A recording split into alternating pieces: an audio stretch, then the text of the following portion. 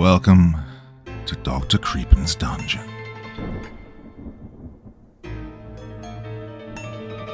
The allure of breaking rules can be complex and varies among individuals and situations. There are many reasons why people might be drawn into breaking rules: rebellion and independence, seeking thrills, testing limits, or challenge to authority. It's important to note that while breaking rules can have various motivations, it may also lead to consequences and negative outcomes, as we'll see in tonight's feature-length story. Now, as ever, before we begin, a word of caution.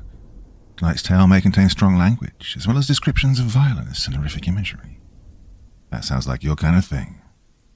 Then let's begin.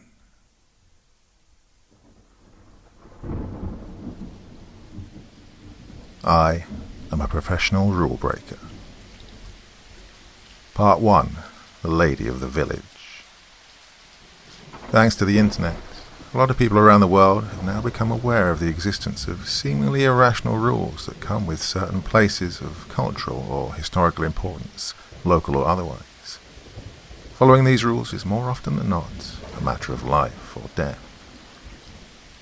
I'm someone who's paid to break those rules.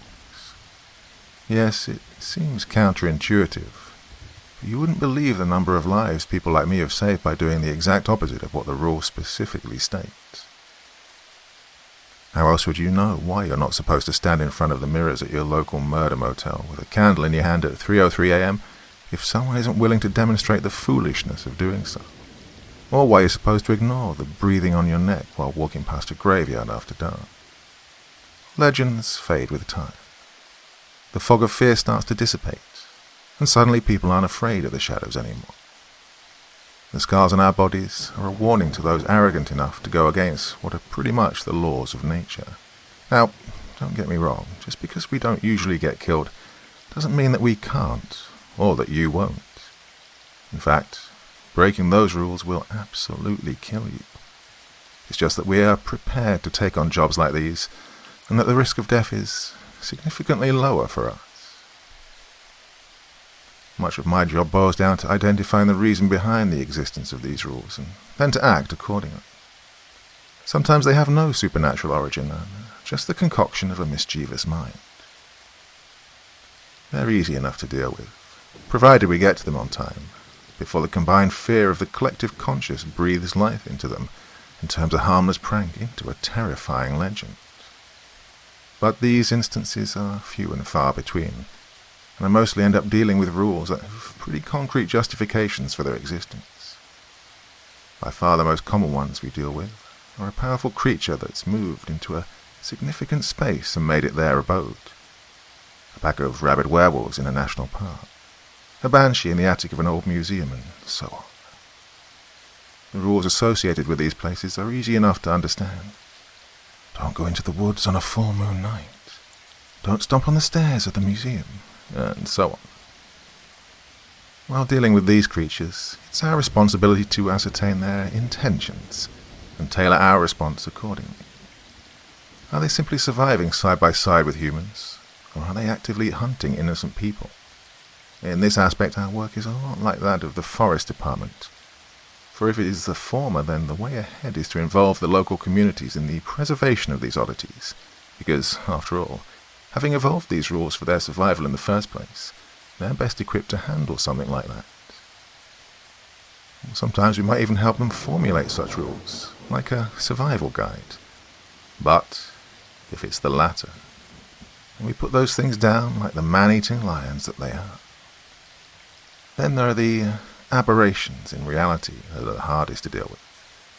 A black pit on the floor of a cave near a town that sends you to the other side of the world. A swirling mass of dust that erases everything it touches. Rain that reverses aging and turns you into an infant. So on and so forth. Well, the best we can do in these situations is to isolate these aberrations and keep other humans away from them.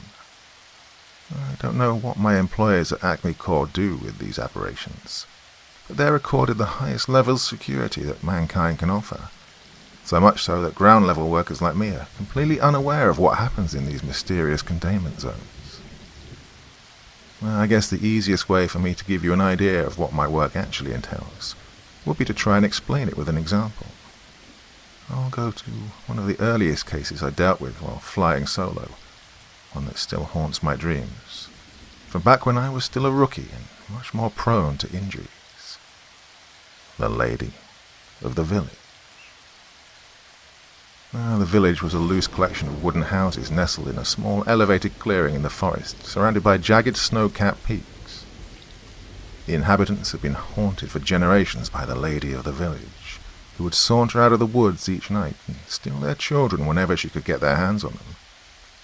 As each generation passed, the legend onto the next, rules began to evolve, morphing and then solidifying this sometime through a painful process of trial and error, so that by the time I arrived, the rules went something like this. 1. Stay in your homes after it gets dark out. 2. Keep your doors and windows locked. Black out the windows. 3. Under no circumstances are you ever supposed to look at the Lady of the Village. And 4. Tie up your children and cover their ears. Do not let them listen to the lady sing. Once again, it's the rules that help us decide what we're supposed to do, and rule number 4 hinted at the fact that the lady was actively hunting children, making her a threat that needed to be removed. The villagers were naturally hostile to my presence amidst them. The inhabitants of any place that becomes significant are almost never welcoming to outsiders, for fear of having their reality looked at with scorn and not being taken seriously, and the guilt that comes when such ignorance inevitably leads to death. I always keep to myself when on a job, not revealing my true motives because, well, I shouldn't have to tell you how they would react if someone who wants to break their precious rules shows up now, right? I rented the top floor of a small house after I arrived, ignoring the looks of suspicion and malice being shot at me by the villagers. The owner of the house gave me a stern warning about the terror that visits the village. Spittle came flying out from between his tobacco-stained teeth, and his hand shook in fear as he handed me a crumpled piece of paper containing the list of rules. I gave him a sincere smile, picked up my bag, went to my room, and slept. Slipped out of the house at dusk, when the dull orange sun was just beginning to dip beneath the horizon, and daylight was starting to fade.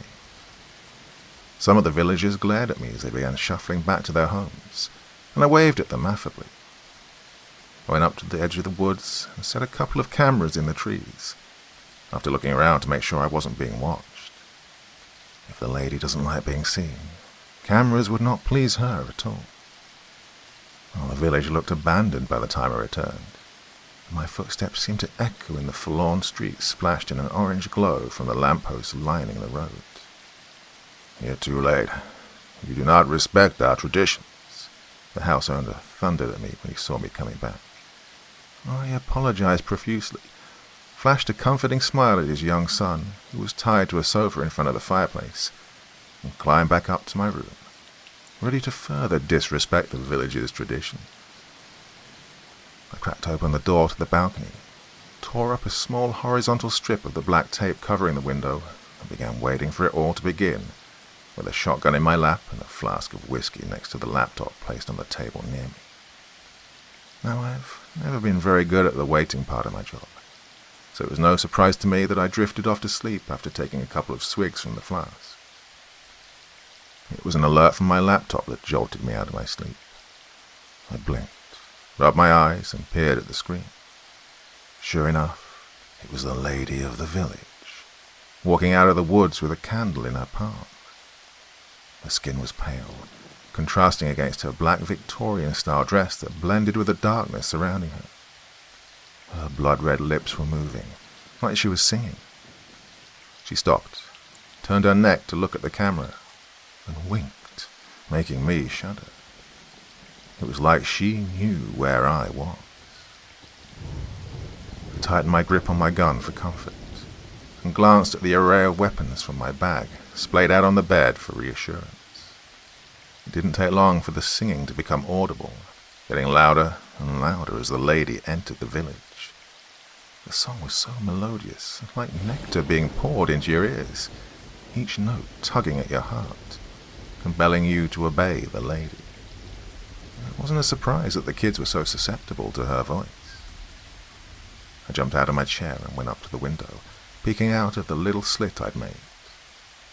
That night fell close to a new moon, and the darkness was so overwhelming even the street lamp struggled against it. But not the candle. Its fire burnt bright enough to be seen for miles, as if spurred on by the magical song. There was something incredibly strange, though. The candle was just inches from the ground. At first I thought she'd placed it on the road, but then saw that it was bobbing and moving forward. I realized what was happening with a dread that grew from the pit of my stomach. She was crawling on all fours, plucking out little clumps of dirt as she pulled herself forward, candle firm in her hand while she continued singing. Her voice never wavered as she slithered on the ground, like the two actions were not connected to each other at all. She craned her neck, and her eyes met mine. I was gazing at her through a tiny slit in the window, but somehow she knew I was looking at her. And she stared back, her lips stretching into a wide smile, exposing a perfect set of teeth. But the singing just never stopped. I jumped back in fear, my heart palpitating dangerously in my chest. Remembering what I was there to do, I took a deep breath, kicked the door open and stepped out. The song ended abruptly, taking away all sound with it. The silence was stifling, like the blade of a dagger placed on my neck, just sharp enough to nick the skin and draw blood. My eyes found her close to where I'd last spotted her. The candle was much closer to her face now, and I could clearly see her, almost collapsing to my knees at the malice being directed at me. I pumped my shotgun threateningly, like a rat snarling at a lion, and she moved. She got up on her legs and began running at me, faster than humanly possible. But the action was all wrong, like she didn't know how an actual human is supposed to run, her arms and legs snapping and contorting painfully. She disappeared around a corner, and the sound came rushing back with a loud pop. I could hear my heart pumping blood, the cries of the desperate child downstairs wanting to go to the nice lady, his mother's attempts at consoling him, and the wind that howled and made the floorboards creak. And the wind that howled and made the floorboards creak. I stepped back and turned around, ready to take on the lady, when I saw her, candle in palm, just inches from my face. Pale skin, eyes wide, smiling like the cat that had caught the canary. I was frozen in horror, my body having completely shut down when her eyes began to glow, burning like two little suns in her skull. I screamed as a searing pain exploded in my eyeballs, with my eyes melting in my eye socket and the viscous fluid dripping down my cheeks like molten wax. I stumbled as I moved back, my back hitting the railing of the balcony as my legs went up in the air and I fell down, my head slamming against the tarmac of the street below, spinning the world around me. Every rule has a reason for its existence, and I just found out the one behind number 3. My hands trembled as I began groping about for my gun, even as my head pounded in excruciating pain. But thankfully my eyeballs had already begun regenerating, and I thank the stars for the good scientists at the Acme Corp who created me, and others like me in their lab. My eyelids ached as they stretched and new eyeballs popped out, replacing the ones that had been burnt from my body. I blinked, my vision slowly returning as drops of blood fell from the eyes and pooled on the asphalt beneath. Screams erupted from the house, and I staggered to my feet, grabbing the shotgun, ready for round 2 with the lady. The door slammed open. "Mommy, Mommy, please!" The boy cried out as the lady grabbed him by the hair and dragged him out, kicking and screaming. The smile never left her face, even after she saw me. I brought my gun up, ready to unload on her, but she was quicker. She used the boy as a shield, dangling him in the air in front of her as she rushed at me, her body moving in odd, jerking motions. She chucked the boy at me, throwing me off balance, and used the opportunity to stab me in the gut. All the air left my lungs in one sharp second as her arm entered my stomach, her hand wrapping around my intestines and squeezing. I saw stars, but before I could black out, I pulled the trigger of the shotgun, pumping her torso with multiple shells. It didn't do much, but it certainly gave me the opportunity to free myself from her. With wet loops of my entrails hanging out, I clutched at my stomach and fell backwards. "Mommy!" The boy sobbed as he buried his head in his mother's bosom. The lady walked towards the two of them. "Please let my son go, please," the mother begged as the lady walked up to her, putting one blood-covered hand on her head. I tried to move my arms, but they were too weak. I'd lost far too much blood. My body wasn't regenerating fast enough. "Please, let him go." The lady pulled the woman's head back, exposing her neck, before slitting her throat with one long and razor-sharp fingernail. Blood gurgled and spurted out of her neck, bathing her son with it, who only cried harder. My body still refused to move. The lady once again grabbed the boy by his head and dragged him down the streets. I lay flat on my back, hands on my belly to prevent my guts from spilling out, feeling helpless as I watched her take the kid away. The kid's cries only grew louder and more animalistic, like the squealing of a pig being slaughtered. My fingers began wiggling just as I watched the two of them disappear into the woods, but the boy's anguish-filled screeching echoed in the forest for a long time after that. Well, I wish I could tell you that once I got my strength back, I chased the lady down into the woods, killed her, and rescued the boy. But that's not what happened. After the two were gone, the villagers slowly trickled out of their homes, then quickly put two and two together with the boy's father's help and formed a lynch mob. I barely escaped with my life. Starving, exhausted, on the brink of death, I was rescued by other employees of Acme Corps after 4 days of wandering in the forest and flown to safety. They eventually did send someone back in, and the threat of the lady of the village was taken care of once and for all. But not by me. Now, you might be wondering why I chose this particular story to tell you all. Well, apart from the fact that it's one of the most traumatizingly memorable experiences of my life, I also went with this one because of what it meant for me and what it might mean for all of you. You see, even those of us created for it and trained for it fail and end up falling victim to the horrors of our world. Certain rules exist for a reason. Follow them.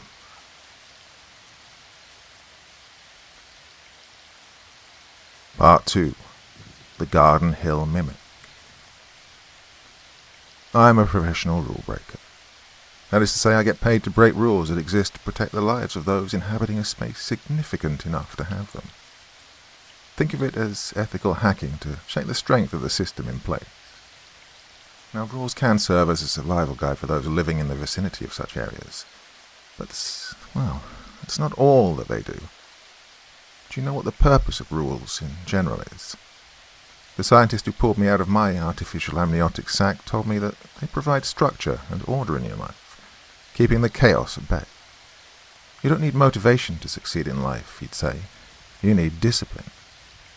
And he beat that discipline into us until we lived each day like machines, our time divided into little slots with specific tasks.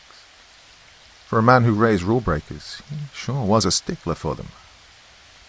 And so it is for the creatures that I deal with. Their existence is deeply intertwined with rules created to keep them in check. For those who simply want to be left alone and exist, they function as a lifeline, a safe haven from the inquisitive eyes of ignorant and arrogant humans. Those who wish to hunt people, on the other hand, use these rules to manipulate their prey, feeding off of their fears, setting little traps in the sometimes mind-numbingly confusing spider-web-like structure of rules to catch people off guard and devour them. And this is why we say that there is power in simplicity. The simpler the rules, the easier they are to remember, and subsequently the deeper they get imprinted into the collective psyche of the people. This increases their odds of survival, Which one do you think would be easier for you to remember and follow?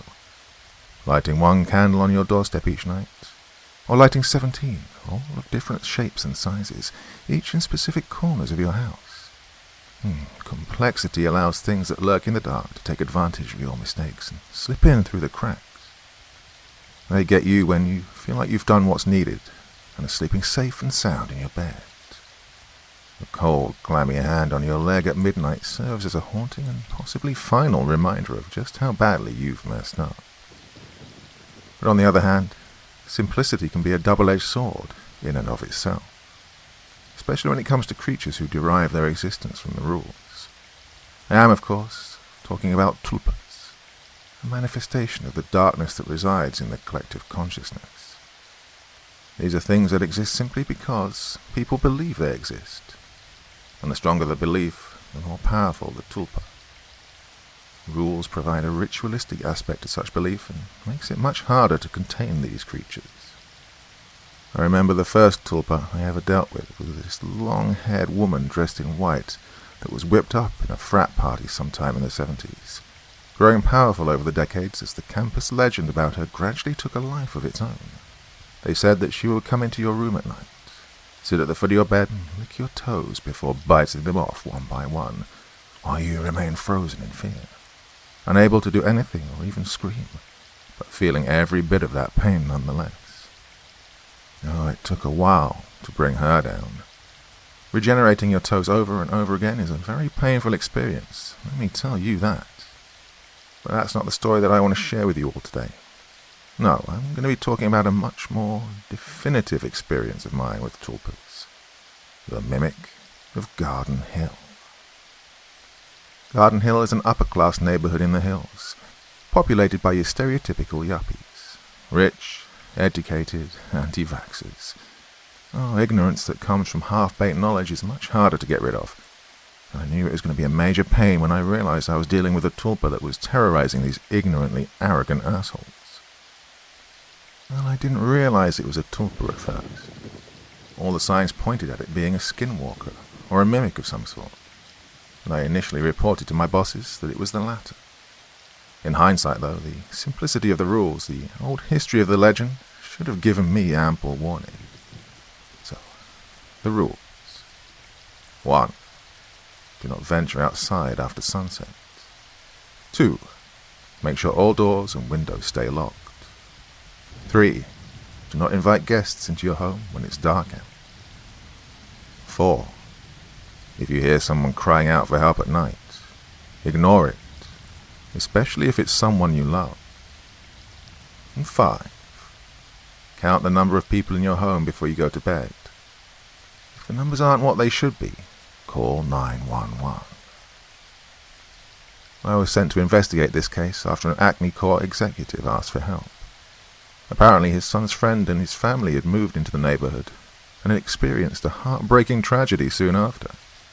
Well, because the orders came from the very top, I was seated before the young man in a matter of days. It looked like all the life had been sucked out of him.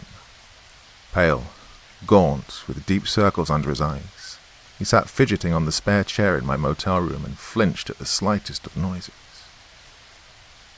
"So, Dylan," I said, easing back into my own chair, "would you like to talk about what happened?" He nodded furiously, beads of sweat collecting on his forehead. Yeah, I recently graduated from college and had come back home for a while to visit my mom before I went off to New York for my new job at an engineering firm. I wanted to see how she'd been doing. I was a little worried, you see. What were you worried about? He rubbed his fingernails together. She got married behind my back. I mean, not that she was trying to hide anything from me, but, well, for fuck's sake, I hadn't even met the man. Oh, it all happened so quickly after she moved here. I just felt like she was moving way too fast, so I came here to check up on her, to see whether things were on the up and up or not. And what happened? I prompted. Something definitely seemed off about him, he admitted. He looked like a rat, you know. Always alert, eyes darting around, like he was being hunted. He told me all about the rules. ones that everyone in town religiously follows. I laughed at him, but then stopped when I realized he was being dead serious. It was so creepy. This grown-ass man talking about some bullshit fairy tale with abject terror on his face. When he saw that I wasn't completely sold on it, he grabbed me by the shoulders and shook me. Said that I had to follow the rules, all of them, or I'll die. And did you? Follow the rules? He shrugged. Kind of. I mean, I didn't really have to. Mom and her husband kept the doors locked, and I moved into the spare bedroom in the basement, so I didn't really have to worry about locking up any windows or anything. And I never heard anyone calling for me at night either. That intrigued me. So, what happened next? He shivered. It was night when it happened. I was asleep in my bed when I woke up with a start, body covered in sweat.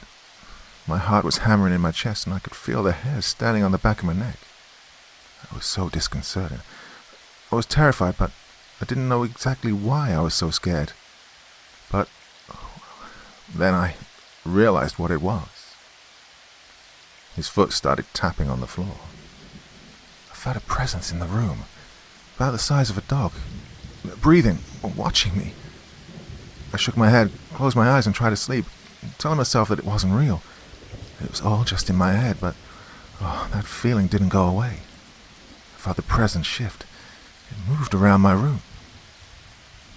His breaths were getting shorter, like he was reliving that nightmare. He was at the foot of my bed when I finally said, "Oh, fuck it," and groped around for my phone. I turned on my phone's flashlight and shined it where I'd felt the presence. "What was it?" I whispered. It was... Jesus Christ. It was my mom, crawling on her hands and feet, staring at me wide-eyed with this small, vicious grin on her face. I dropped the phone in fright, and my mom skidded out of the room. I heard her nails scratching the stairs as she rushed up and out of the basement. I didn't get a wink of sleep that night. So weird. Why was she doing it?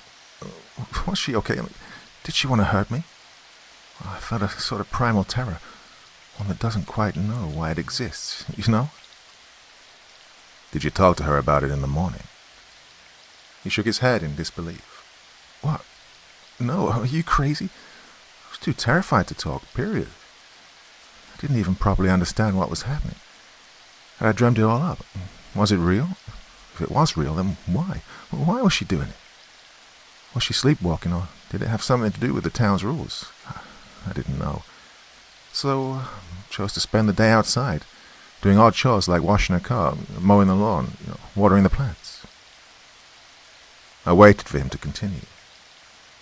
Well, I was putting the lawnmower back in the shed when my world came crashing down around me, he said, tears pooling in his eyes. I was looking around for some shears when I noticed this old jar on the shelf, the glass all yellowed up. It was Mom. Her head, that is. Old, preserved like a pickle. That's when I knew. I knew that that thing in the house was not my mom. That I couldn't stay there, not even for one more second. I ran down to my bedroom, packed up some essential stuff and bolted out of the house, not stopping until I miraculously ran into a police car. Well, the cops knew what had happened, he continued, and that was both terrifying and comforting in itself. They helped me understand that Mom may have broken the rules sometime after her now husband moved in with her, and that's what caused it all.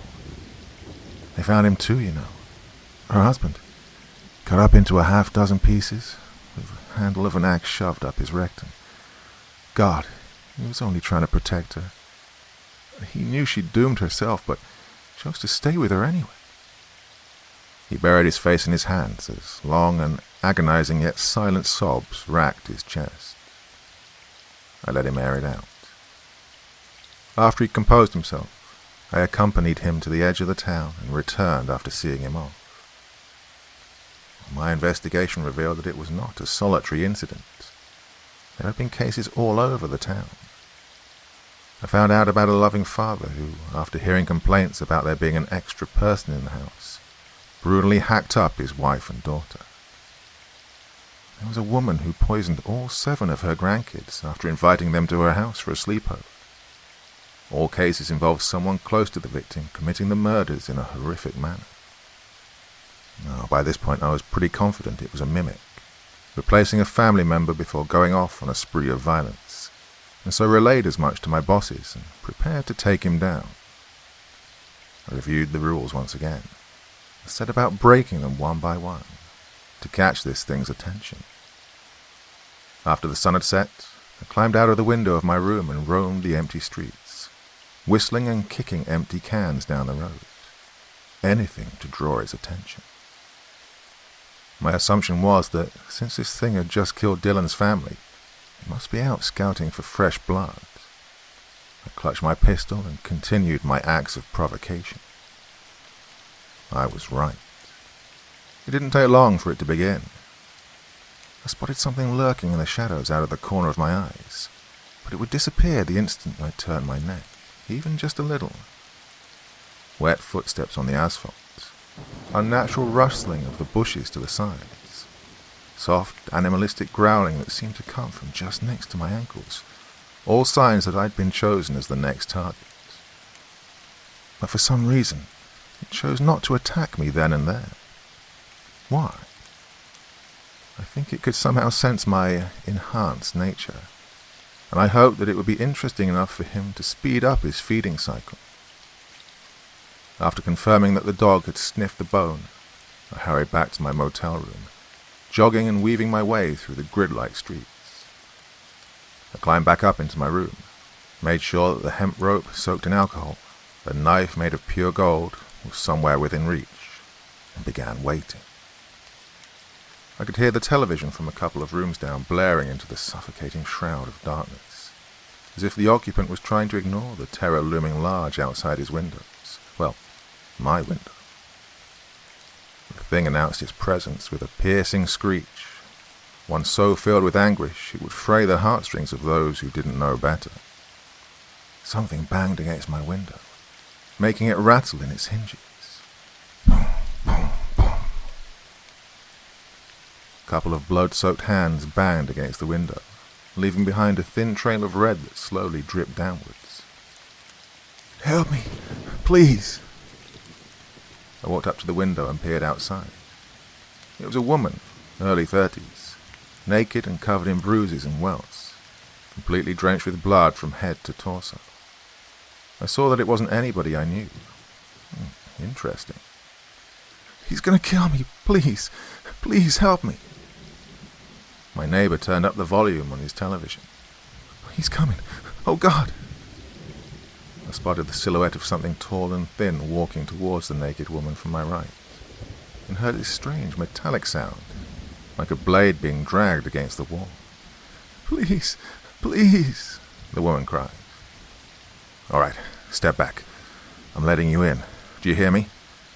I'm letting you in." I swung the door open, and silence greeted me. There was no one outside. No woman, no dark shadow. Nothing. Well, it wasn't unusual for a mimic to instill hallucinations in its victims. I stepped up to the window, put my hands on its sill, and let my eyes scan my surroundings. They found nothing, at least not until they searched the space just beneath the window. There, crouched with her hands between her feet like a dog, was a woman grinning up at me. I recognized her. It was Dylan's mom. Her hand shot up and whirred in a sudden sharp motion as the small knife in her hand sliced off my lips and nose. I yelped and stumbled back, pulling my gun up and firing off a couple of shots at her. She leapt into the room, slashing away at my flesh while cackling maniacally. She was inflicting wounds faster than I was healing them, and the room was beginning to look like Jackson Pollock had exploded in there. I was hesitant to shoot her, not wanting the bullets to punch through the dry wall and kill some poor bastard just trying to ignore this nightmare going on in the room close to his. She stabbed me in the gut, and I caught hold of her, gritting my teeth to fight through the pain, and pulled her in close, headbutting her and smashing her nose in with a satisfying crunch. It dazed her, but only for a second, I took full advantage of that and grabbed the golden knife before stabbing her eyes out with it. Donk, donk, donk. I went on a stabbing spree, riddling her body with so many holes she looked like Swiss cheese. She wailed, louder and louder until it became inhuman. She didn't stop screaming as I tied her up with a rope, dragged her outside and set her on fire. After watching the last traces of her vanish into the air in the form of ash, I pulled the blade out, trudged back into the motel, and asked for another room. I thought that was the end of it, that I had it wrapped up, and was ready to leave, when the next evening another murder happens. The mother stabs her husband, rips out his entrails and strangles her infant with them. I thought that maybe the mimic's mental manipulation had gotten to me, so I spent the next night killing it again, only for the whole thing to repeat the next day. And that's when it clicks, and I realized what a Herculean task had been unknowingly assigned to me. It was a goddamn tulpa. It had stepped up its game, killing every day instead of every month or so, like I'd angered it with my relentless pursuit of its destruction. I went to the local library to confirm what had been told to me in passing, and sifted through years and years of local history, tracing those murders back decades, but still couldn't pinpoint the origin of it all. Do you know how hard it is to disprove a myth when you don't know what its origins are? Well, it was time to call in the cavalry. More associates from Acme, and even some folks with tattoos of crosses mounted by crescents at the hilt on their foreheads showed up. We were posted all around the city, keeping watch day and night to make sure that the tulpa doesn't kill again, and destroying it whenever it showed up. Meanwhile, we'd laid the foundation of the eventual destruction of the myth. Falsification of records, fake announcements of pranks, manipulated declarations of the tulpa murders as crimes of passion, and so on. Some of our people even moved into the neighborhood, pretending to be another in-love yuppie couple that deliberately and openly flouted the rules under our watchful eyes. Gradually we started to whittle the yuppies down, until they too started breaking the rules, laughing at the sheer absurdity of them. And then there came a day when the tulpa hadn't been observed for 2 weeks, and our people began moving out one by one. I was the last to leave, almost a year after I'd arrived at Garden Hill, and to this day, solving that case is the proudest I've ever been of myself. Part 3. The Spirit of the Forest. I am a professional rule breaker.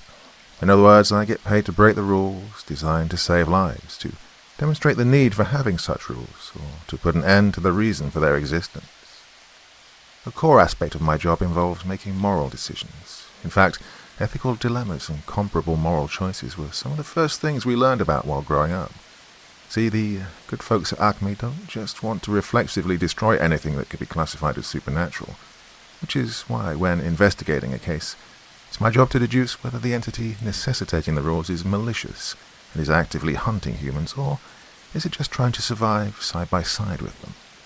But there have been cases where things haven't just fallen into one of those two neat little boxes. I've been forced to venture off into more grey areas and to, innovate. A colleague of mine dealt with a case where a bunch of teens had harassed a previously benign entity to go on a murder spree that decimated the concerned community. Ultimately, it was decided to leave the creature alone, and months were spent to come up with more foolproof rules and to sensitize the people nearby why it would be a terrible idea to aggravate that entity again. Today I want to talk about one such case, with muddled moralities, where my own critical faculties were put to the test. The Spirit of the Forest. I was personally called upon to deal with this case by someone high up in Acme's food chain. It pleased me no end because it meant that, my efforts were being recognized and that it was the first job I'd been given on a reservation. Going from the greyish, towering skyline of New York City to the small, spaced-out houses dotting the thinly forested region made me feel like I'd arrived in an entirely different country. I was expecting things to go smoothly here. Native American tribes tend to be cautiously mindful of their traditions, and lack the arrogance that makes working in urban areas so agonizingly frustrating. Well, so I'd heard. But on the flip side, the land that they inhabit is ancient, and the most dangerous entities have always been comfortable nesting in a land that is at least as old as they are. Now, law enforcement works a little differently in these areas. In Oliphant versus Suquamish, the Supreme Court had declared that Indian tribal courts had no criminal jurisdiction over non-Indians. So when a bunch of people from the outside were murdered here in a brutal fashion, the case went federal, and that meant that I already had a copy of the police files by the time I made it to the reservation. They were quite hard to look at. I could feel the rage radiating off the pictures of the bodies. Whatever had killed these people had really despised them, and I think the blood-red hatred that fogged its mind might have even prevented it from properly enjoying its kills. Cracked skulls with squishy brain matter spilling out, deep gashes on the torso that cut through the spine, limbs ripped off. The images would turn the stomach of even the most hardened and experienced rule-breaker. I had a faint idea of what was behind these killings, and my belief only strengthened when I found out about the rules. 1. Don't go out into the woods on a full moon night. 2. On the 15th of every month, an offering of meat is to be given to the spirit of the forest. 3. Sweat lodge ceremonies in the forest can never be interrupted.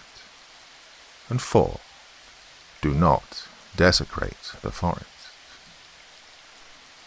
There were other rules that the tribe followed, concerning dream catchers and other traditions, but they have little to do with what was happening there, and as such I haven't transcribed them. Luckily enough, a full moon night was only a couple of days away, and that too on a 15th, so I thanked my stars and spent that extra time investigating. I visited the house of one Jason Miller, the first man to be murdered here, and met his wife, Stephanie. With frizzy brown hair and thick-rimmed glasses that did a poor job of hiding her exhausted eyes, she sat in front of me, chewing her fingernails. I've already spoken to the other cops. It didn't seem like they'd be much help. I reassured her and told her that since the case had gone federal, tribal officers couldn't really do much. Oh, he was so excited about his new job, she said, smiling wistfully. He said that our life was going to be so much better now. We'd both grown up poor, you see. So when he told me how much he was going to get paid for this job, God, if I could just... It's fine, ma'am, I said, offering her a tissue from the box on the table in front of her. Please, take your time. The project's supposed to be a game changer for the company, he told me. That getting this done could change our lives. She rubbed her nose and sniffled. He put his soul into it, working day and night, even forgetting his meals sometimes. I know it sounds stressful, and, well, it was, yes, but it was still manageable. But then things changed. What happened? I asked. I could see that he was getting more stressed, more agitated, like something was really bothering him. But he refused to share what was wrong. I'd catch him shouting on the phone, angrily pacing in the study. Sometimes he looked terrified. I tried to get him to talk to me, but he'd just get all serious and tell me he loved me when I'd press him on it. She dabbed her eyes with a tissue. I couldn't take it anymore. All that fear, all those secrets. So I decided to see what he was up to. Try and keep an eye on him, yeah? And what happened was, I caught him leaving the house at night, heading off into the woods. She shuddered. I mean, we've never really put much stock into superstitions and stuff, but I just couldn't help but get scared, you know? Especially with how he was behaving and how sincerely everyone here was asking us to be respectful of those traditions and those rules. I couldn't help but wonder, how many times had he done this? Had he been sneaking into the woods every night without telling me? If so, why? I nodded, silently urging her to continue. I wish I'd followed him the night I found out, she sobbed, because he never came back home. They found him in the morning at the office. His head was cut off, nails were driven through his eyes and hammered to the door. I The rest of his mutilated body was piled on the floor nearby, like some damn animal. He must have been in so much pain. They butchered him. No one deserved to die like that. She gnashed her teeth and clenched her fists. Officer, please catch whatever bastard did this to him. Please, make them pay. You hear me? Make them pay. Make them pay. I took my leave shortly after, reassuring her that I would try my hardest to solve this case. My investigation revealed that every single person murdered was somehow involved in the mining project that was cleared to be started on the land. My initial assumption was that the spirit of the forest had been angered by this violation of its sovereignty and was taking revenge against those it saw as the invaders. I had no idea what the spirit actually was. I feared that it could be an aberration, like the ones I'd talked about earlier. I sent a message back to Acme that if I don't contact them soon enough, to send in the big guns. But rule number 1 made me believe that I could also possibly be dealing with werewolves, no less dangerous in their own right, especially on a full moon night when they're at their strongest and yet at least in control of themselves. But they were still much more manageable than a rip in the space-time continuum that would keep me alive and suspended in a vacuum for all eternity. But then, that alternative came with more questions. If it were werewolves, what was their connection to the spirit of the forest?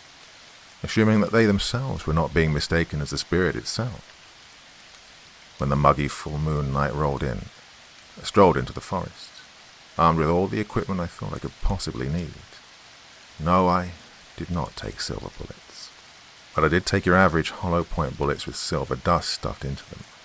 Cheap, accurate, efficient. The grassy floor was lit up by moonlight, the forest canopy being too thin to fight off the bright light that the moon beamed down on it, and that made it relatively easy to navigate the woods. Having been trained as a tracker, it wasn't all that difficult for me to pick up the signs. Paw prints on the ground, fur on the barks of trees where my quarry had rubbed its body to mark its territory, and a stale stench that lingered in the air. Then I heard the howl, coming from somewhere to the north. I breathed a sigh of relief. I was dealing with a werewolf. I tightened my grip on my Remington and began stalking the errant wolf. Moving so silently, I would have made my trainer proud. It didn't take me long to come close enough to hear it moving around, and as soon as the wolf shifted to my left, heading deeper into the woods, picking up its pace. Was it hunting, or was it fleeing? Had it sensed my presence? As I walked deeper into the forest, I noticed something on the ground, black and shiny. I crouched down to examine it. I saw it was a leather jacket, studded with sequins. It must have transformed somewhere around here, I figured. A blood-curdling howl drew my attention. It was deep and powerful, with murderous intent etched in every discordant note.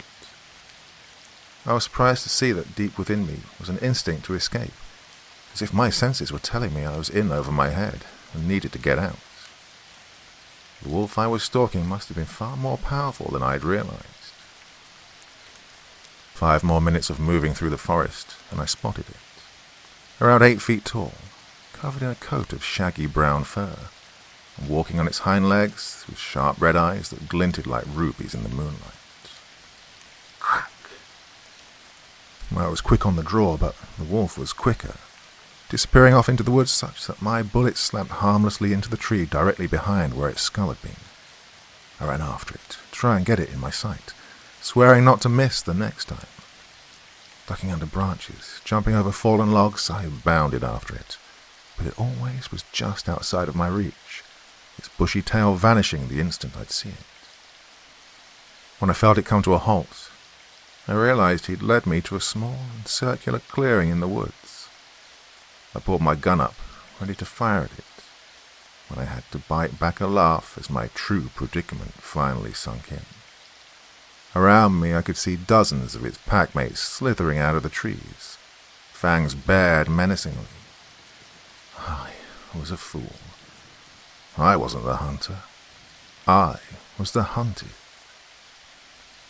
The wolf I'd been chasing was herding me, allowing the others to stay just upwind of me and slowly surround me, their hunt ending here in this small open space where they could move around freely. Impressive. A large wolf, larger than the others, hulking at about 10 feet and with fur that was silver instead of brown or black, emerged from the trees to my left, and the others began growling and snapping their teeth at me. I dropped my knife, pulled out my pistol from its holster, and a silver-tipped knife from my ankles. The alpha drew up on me. "Get on with it," I whispered. A twig snapped somewhere behind me, and I whirled around, firing off a couple of shots to the chest of the wolf that jumped out at me, causing its body to come thumping down on the forest floor. It whined as it trembled on the ground. The wolf with the silver fur howled, a sound at once both mournful and enraged, and that set the entire pack upon me, all fangs and claws. My pistol and my knife created their own symphony as they rang out and whirred and hummed in the night. I pumped wolves full of holes, sliced off their snouts, kicked, punched, stabbed and clawed till every muscle in my body began to ache, but it still wasn't enough. There were too many of them, and it took too much to bring even one down despite my silver weapons, and I soon began to be overwhelmed. What turned the tables in their favor was the big one. Not only was it strong, but also fast and nimble on its feet. The fight was over when it bit my right arm off at the elbow, and the last thing I remember before blacking out were the wolves howling as they feasted on my flesh, their fur soaked and matted with blood, both mine and theirs. I winced as I blinked my eyes open. My head pounded, like my brain was trying to break free from its bony cage. I shook my head to clear my hazy vision, and that only made the pain worse. I tried to move, but saw that I couldn't. I was sitting on the ground, my clothes torn to shreds and my body tied to a tree, its rough bark scraping against the skin of my back. "Oh, look, he's alive." I craned my neck, biting my lip to ignore the pain, and noticed that I was still near the clearing, which was now populated by naked men and women who were building a fire in the middle. "No thanks to you, I'd say," I replied to the naked man smiling down at me, his long brownish hair falling down over his shoulder. I noticed that above the fire, suspended between two sticks, was a human leg. I recognized the shoe on the ground near the fire. "Please tell me you're not going to eat that," I remarked after seeing the stones tied to my amputated legs, preventing them from regenerating. He laughed heartily. "No, it's not for us. It's for the spirit, an offering. I'm sure someone like you must have heard about it." "Today's the 15th, I remarked, "and well, I am meat." "That you are," came a voice from somewhere near the fire. It was a woman, young, with long white hair covering her breasts. She got up and walked towards us. "It's a small price to pay for how badly you fucked us up, isn't it?" I scanned my surroundings and saw that quite a few of them were nursing wounds. Bullet holes, facial injuries, stab wounds and lacerations that sizzled as they healed painfully slowly. I grinned. That silver really did a number on you, eh?" "He has a sense of humor, doesn't he?" the man said, addressing the white-haired woman, who I assumed was the big wolf that tore me apart. "I almost don't want to kill him anymore." "I'm glad to hear that. I almost don't want to die either," I replied, and he laughed harder. "No one will die tonight," the woman said. "No one has to, right? We just want to talk." I snorted. "You have a funny way of showing that. Normally when someone wants to talk, they just, talk." The man chuckled. "We all enjoy a good hunt, don't we? Certainly helps the pack calm down on a night like this. And you look like you can handle it." I rolled my eyes. No sense in searching for logic when it comes to a werewolf. "So, why am I still alive? What do you want to talk about?" "The mining project," the woman frowned. "That project's gonna ruin everything. Hundreds of our people dead, our rivers poisoned, our forests destroyed. The air turned unbreathable. I will not allow it. You don't know that, I replied. There are plenty of such projects that can be... She cut me off. I know, because the spirit that dwells within these woods have shown me. Her eyes turned milky white and began to bleed. It's promised vengeance on all those who wrong it, and those that fail in their duty to protect it. She wiped the little droplets of blood off her cheeks. We need to put an end to all that. We need your help to do it. Help? With what? Murdering innocent civilians like Jason Miller? I asked. No thanks. Jason Miller was no civilian, the man spat. He desecrated this forest, and we showed him his place. We'd warned him many times, but he refused to back off. Better us than the spirit. Chayton, the woman said, her voice tinged with a note of warning. What? It's true. He planned to set the forest on fire to speed things up with the government clearances, and he paid dearly for it. That doesn't mean that we reveal everything to outsiders. He shrugged. Wait. Why do you need my help in the first place? I asked. Surely big bad wolves like yourselves can take care of some corrupt government officials. Not when they're backed by someone high up in Acme Corp, the loner replied. Benjamin Hawk was the right-hand man of someone who was a member of the board of directors of Acme. Using his power and privilege, he'd bought off officials to clear a very lucrative and highly destructive mining project in the reservation. It wasn't the first time he'd done this, but it was definitely going to be the last. Alona and her wolves had, from anonymous sources, received enough evidence to sway me over to their side, convincing me to go up against someone who was a very core member of Acme, albeit one who'd gone rogue and was potentially a liability to the company. Child labor, industrial disasters that arose from intentional negligence and killed thousands, numerous violations of environmental laws. The guy was a real piece of shit. Not surprising for someone in his position, but sadly for him, he'd been caught doing it. I took the evidence to the executive at Acme who sent me on this job, and he got me the order to take Hawk out after poring over the files, and going to his bosses with it. It solved my case, saved the bosses some major pain and embarrassment, and came as a huge relief to the wolves, who, with the consent of the company, would continue to act as guardians of the forest and safekeepers of the rules. Was all of it morally dubious? Yes.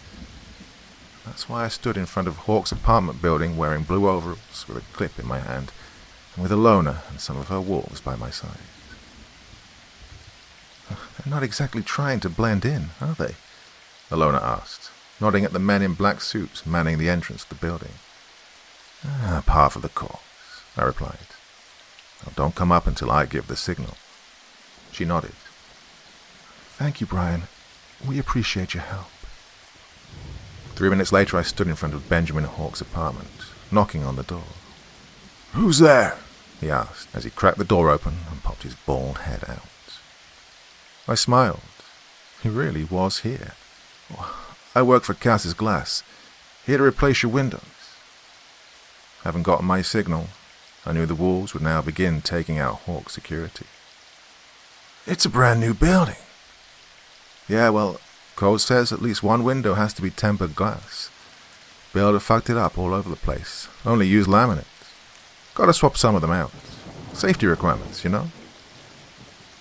Hawk glanced back at his windows. Safety?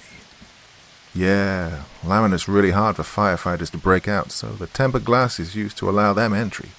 Yeah, they have special hammers with hard ceramic tips. Metal hammers don't do so well on tempered glass, whereas the ceramic ones shatter it right out. I could see Alona coming up the stairs. Damn, that was quick. Oh, didn't know that, Hawk replied. Alona stripped off and transformed. Yeah, nobody does. I laughed. Some criminals figured out the ceramic thing, though. Break the ceramic off spark plugs to bust out the side windows on cars. Call them ninja rocks. Hilarious, right? Wow, that's actually quite interesting. Hey, want to see something else really cool? I stepped aside and Hawk gawped at the big bad werewolf standing on his doorstep. I shouldn't have been so greedy, Hawk, I said as Alona's fangs neared his jaw. Wait, he gasped, sweat pouring down his brow. This is about the mining project, isn't it? Oh, jeez, look, I'll cancel it. I'll call it off. I'll walk away from this. Please, don't kill me. She, kind of doesn't have a choice, I remarked. The spirit is a hard taskmaster. What? He asked, confused. Wait, I'll give you money. I'll give you so much freaking money you can buy another damn reservation. Alona growled. Ooh, I commented. Bad choice. You can't, he cried. You can't kill me. Do you even know who I am? Do you know what the company will do if the bosses find out about this? I come with their blessings, Hawk. He looked down at me like I'd grown two heads. What? They sold me out? After everything I've done for... He was cut off by Alona, who ripped his throat out. I turned around and walked away, not wanting to subject myself to the savagery that I'd come so close to going through myself. With a job well done and a promise to get together again for another hunt, I said goodbye to Alona and her wolves. Later I'd come to regret not hearing the man talk about his dealings with the company, but his last words had definitely planted seeds of something that grew to take over my mind in the future. Who gave the wolves the evidence regarding Benjamin Hawk? Was it someone from the company, trying to weaken Hawk's boss? Or was it someone from the outside? Couldn't be anyone from the company, right? Why would they risk the good name of Acme being sullied in public when they could have easily handled something like this internally? Oh, then that meant it was an outsider, trying to weaken the company itself. But why did the board of directors not react more appropriately? News like there being an enemy powerful enough to know secrets like these would have shaken the foundation of the company, yet it was treated so normally, like they were already aware of someone working against the company. I had so many questions buzzing around in my head that they gave me many headaches and sleepless nights, till I decided I wanted nothing to do with politics of this level, and so went to sleep. That was good because I had come very close to breaking the cardinal rule. Never question the company.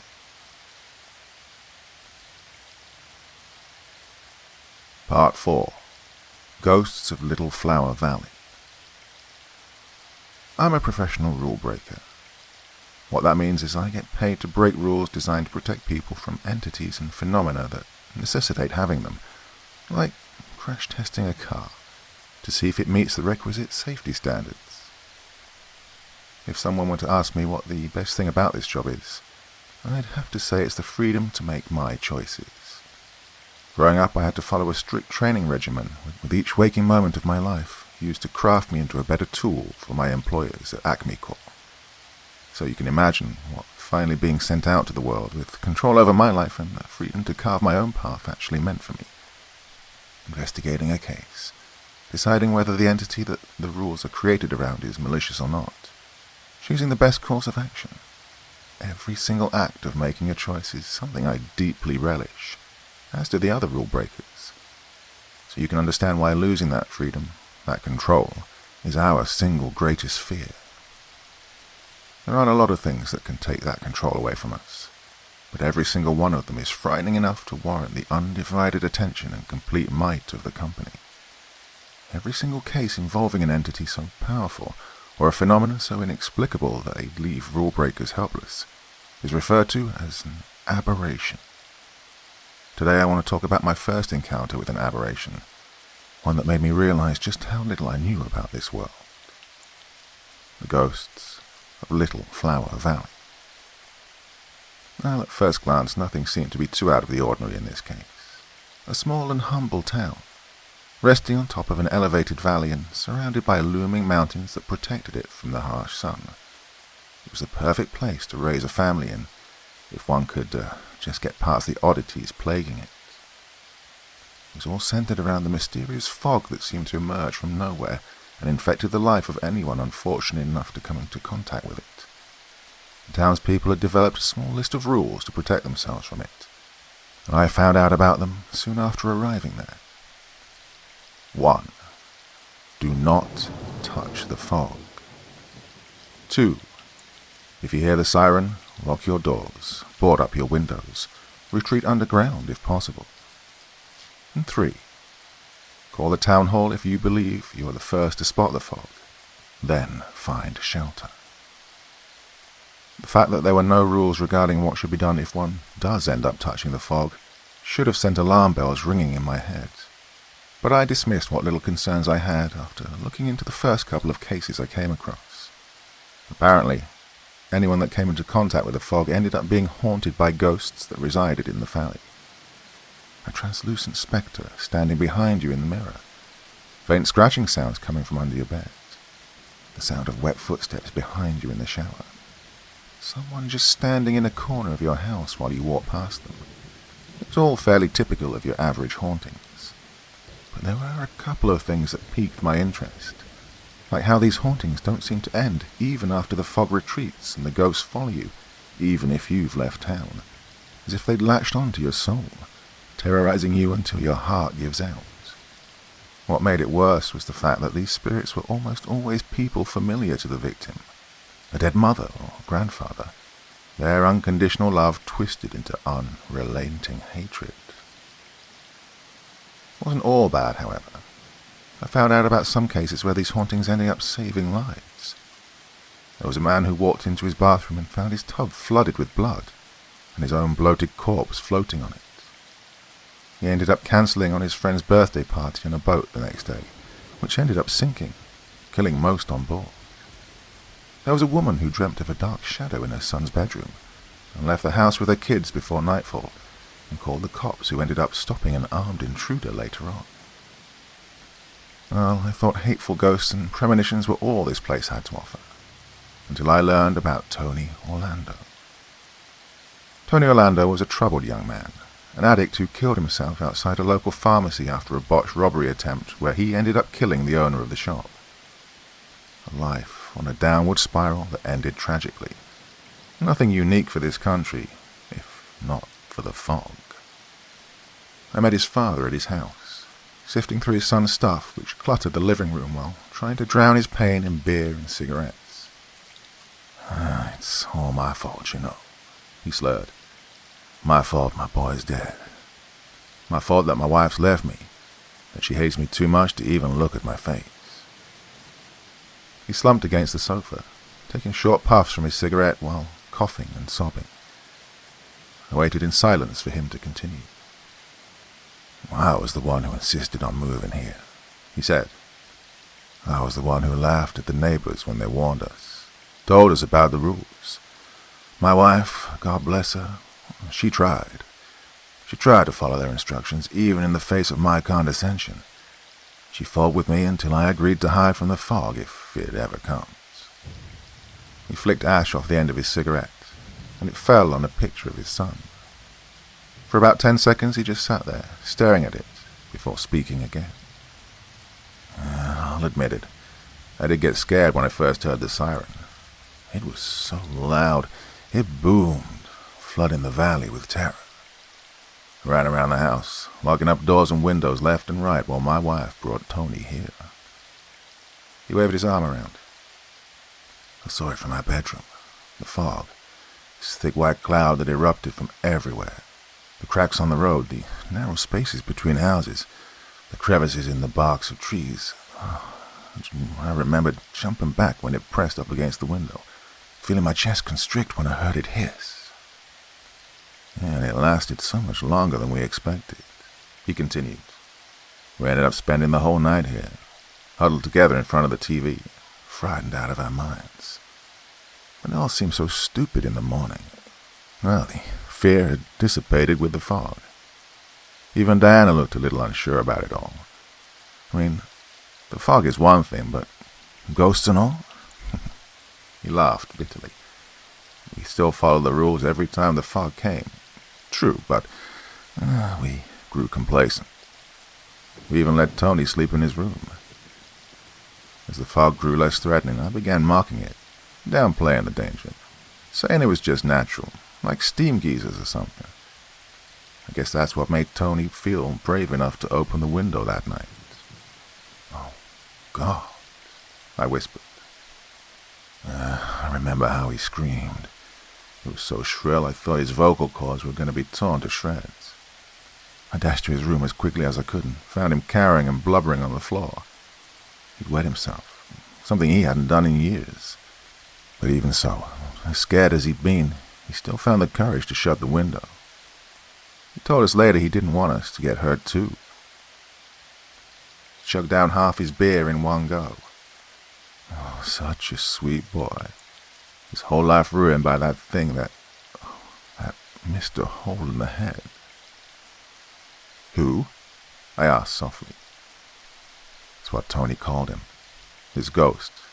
This thing that made his first appearance that night and haunted my son for the rest of his life, he replied. At first I thought there was an intruder in the house, but when I found nothing after half an hour of searching, I tried to rationalize it. Said that maybe Tony had dreamt it all up. But it happened again the next night, and the night after that. He'd tell us about this Mr. Hole in the Head. How he'd come at night, scream nasty things to him, and his face warped into a snarl and pressed up against the window. Sometimes he'd see him at the foot of his bed, staring down at him with nothing but rage in his face. Sometimes he'd be lying down in the bed next to him, whispering right in his ears how he was going to murder his mommy and daddy and drag him off to hell. It was almost every night that Tony would run into our bedroom, screaming and crying about the man with the circular hole in his head. Every night I'd get up, go see. His hands began trembling. Oh, but I never saw him. Not ever. Maybe that's the nature of this curse. But I could sense it. Deep in my bones I could feel that something was terribly wrong. That there was someone else in his room. He wiped small beads of sweat off his forehead. We couldn't help him. That killed us on the inside. Destroyed our marriage. Diana blamed me. Said that I was responsible for bringing this thing into our lives. And I couldn't blame her. God, I felt so helpless. Night after night, the same thing, over and over. Over and over. I just wanted it to end. What did you do? I asked. He stuttered. I nudged him to try and deal with it on his own. Told him if he sees Mr. Hole in the Head again, just sleep through it. He wasn't real, that if he just didn't think about him, he'd go away. Wow. I just didn't know what to do, he stated. We started therapy, sent him away to his grandparents' house for the summer. Nothing worked. The nighttime visits continued no matter where he was. As he grew up, he withdrew into himself. He was a shell of the boy that we'd known. The light was gone from his eyes. He was failing most of his classes. No friends, no life. Stuck with frustrated parents. Well, he took drugs to escape reality. He got addicted to prescription drugs he bought off some dealer. I had a huge fight with him when I found out he'd been taking them. He fumed with rage. Told me he had no other option because his parents had abandoned him to the ghost, to Mr. Hole in the Head. He left the house after our fight and never spoke to us again. Next time I saw him, he was at the mall, with a gunshot wound to the side of his head. He began sobbing again. I left the grieving father to his devices and went up to the police station to continue my investigation. I dug up the CCTV footage, and what I saw chilled me to the bone. With my heart hammering against my chest, I dialed the number of Tony's father. Hello. Mr. Orlando, I'm Agent Walker. I just met you a couple of hours ago. Yeah. Sir, did your son ever tell you what he looked like, Mr. Hole in the Head? Silence. Is this really important? Yes, sir. It is. Very much so. Well, he was a middle-aged guy, balding, dressed in a yellow jacket, blue jeans, and a circular hole in the middle of his forehead. I swooned, and little stars danced in front of my eyes as I listened to that description. The description that fit the owner of the pharmacy shop to a T, the night he was killed by Tony Orlando. My mind raced as it tried to understand the implication of what Tony's father had just told me.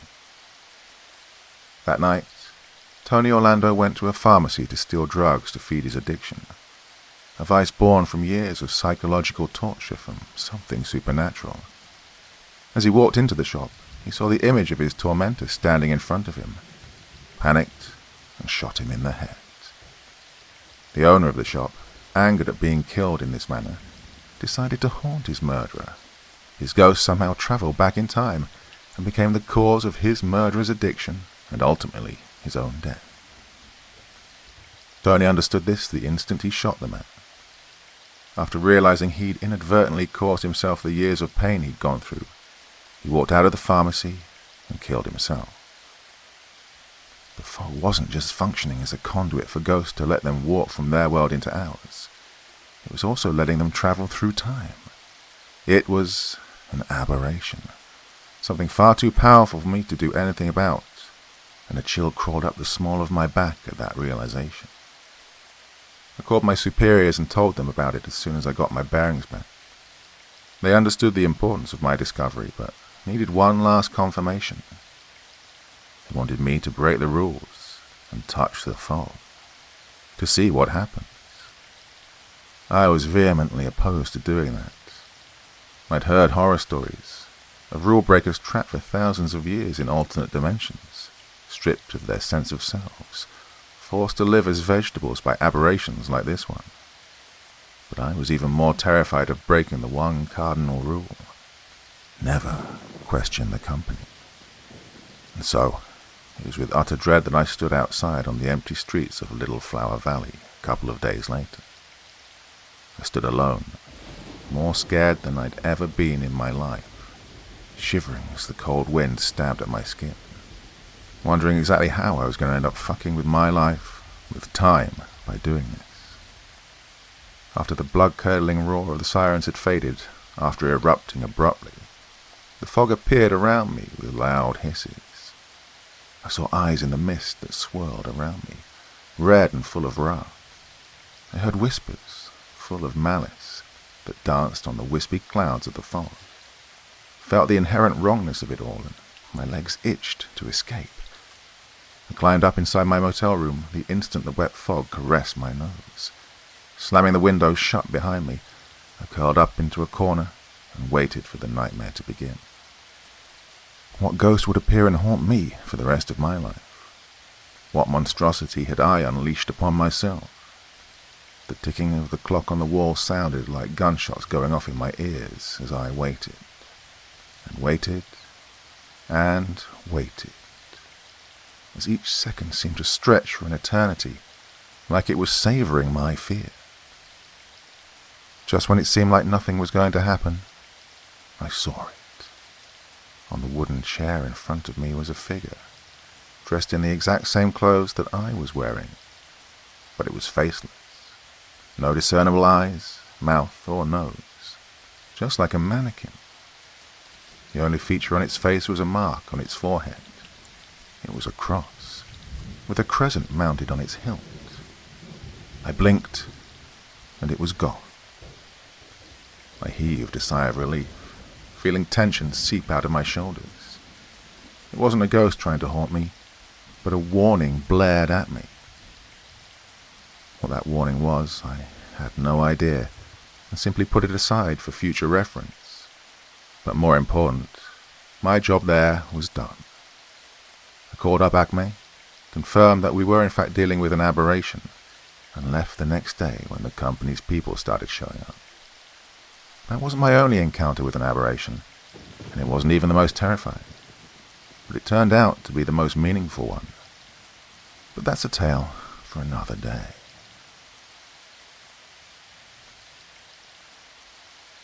Part 5. The Black Pit. I am a professional rule breaker. Rules function as survival guides for people living in proximity to certain entities or phenomena. They're the collective wisdom of that community passed down through the generations as a set of mostly easy-to-follow instructions. I'm someone who's paid to break those rules, to check their efficacy, and/or to deal with whatever it is that necessitates their existence. Growing up, I'd been a big fan of myths and legends.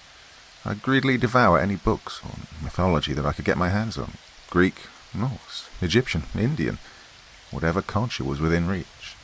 And I have to say, it helped me immensely with my work. Not as a key to defeating monsters, no, but as a way of understanding morality. Punishments inflicted on humans for angering primordial entities. Interactions between humans and the supernatural. The attempts of communities to deal with things beyond their understanding. These myths, to me, have been treasure troves that rival the works of Kant and Bentham because of how they centered the human experience in the context of the supernatural. Today I want to talk about one such case where most of my time was spent dealing with the human aspect of it all. The Black Pit. Most of my cases come from rural areas, small, tight-knit communities where legends take a life of their own. They're typically situated near the woods or mountains, as old entities prefer staying close to nature. And so it was for the Black Pit, which was found in a cave a couple of miles north of the town. I knew this case was going to be trouble when I received its file. Usually when I'm given a case to investigate, I'm sent a dossier with some basic information. Here there was nothing useful contained in any of the documents. Nothing about rules, or any murders or disappearances, or even anything supernatural. All I got was the name of the town, its location, and some tidbits about local history and the makeup of the community. My suspicions were confirmed when I reached the town and found that no one was willing to talk to me. People seemed to be on edge, breathing, walking, and speaking faster than they needed to, as if they had somewhere to be, something to do. This nervousness would quickly morph into naked hostility every time I asked them about the town, about whatever was clearly haunting them. I had people from the sheriff's department try to run me out of town, but that was the only significant thing to have happened. So it was that, even after being there for a couple of days, I'd learned absolutely nothing about the town. Perhaps the most disturbing part of it all was that things seemed so terrifyingly normal. They had no weird rules or rituals that they visibly followed. People were still out at night, jogging, going to restaurants, just doing normal stuff, albeit with fear and anxiety writ clear on their faces. It was getting to be frustrating for me, because not knowing things, not being in control, really peeves me like nothing else.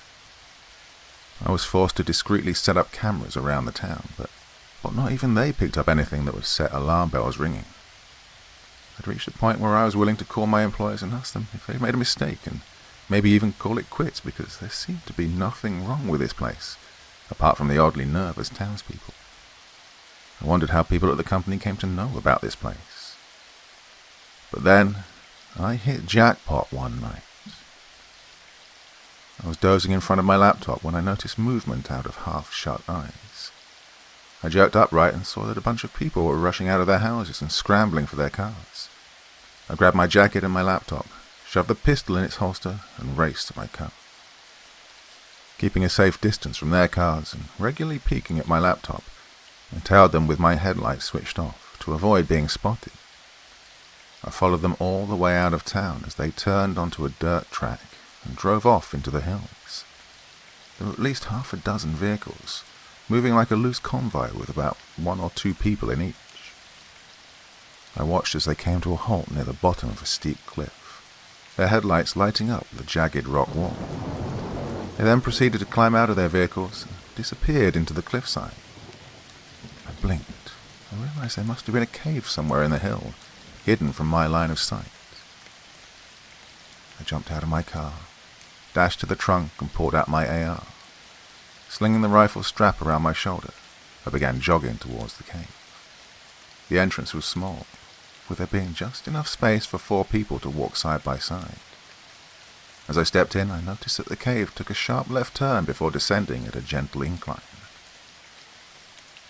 I could hear sounds of footsteps and agitated conversations drifting up towards me, so I slowed down, not wanting to suddenly come up on them and potentially get into a fight. After walking down the curving path for about 15 minutes, I turned right and reached a cavernous chamber with a hole in the floor at the center.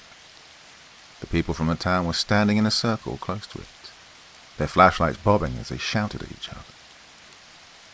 I ducked left and hid behind a pillar, and strained my ears to understand their echoing voices. "Hurry up, Morgan. We gotta get this done quick." I poked my head out and saw that the group's attention was focused on two people amongst them. Two men with about 30 years of age gap between them. The younger of the two replied, I know. Let me just say goodbye to my dad." "You should have already done that. We don't have time to fuck around." "Just give me a minute here." "Hurry up, 'cause if you can't do it, I will." "I will. All right. Just give us some frickin' privacy." And with that, the group split up, and most of them began shuffling back the way they'd come, leaving behind the father and son duo. I shifted away from the entrance to avoid being seen by those leaving the cave. The two who were there began speaking when they felt they had enough privacy to do so. "It's okay, son. This has to be done." The father put his hands on his son's shoulders to comfort him. "Dad," the son's voice cracked. "No, I can't do this." "You have to," the father replied, with a hint of admonishment in his tone. "For our family, for the town, it has to be done." The son sobbed. "I've lived a good life, son. No regrets. Now I just want to be with your mother. Understand?" The son nodded, wiping tears off his face. "Attaboy." The son opened the zip of his jacket, put his hand in and pulled out a pistol. "I love you, Dad." He pressed the gun against his father's chest. "I love you too, son." I switched on the flashlight mounted beneath the barrel of my gun, stepped out from my hiding spot, and walked towards the two. "Drop your weapon, or I will fire on you." The son jumped, startled, and whirled around to look at me. He blinked as my flashlight blinded him. "Drop it. Now." The father was the first to get over the shock. "Who's that? Is that you, Rick?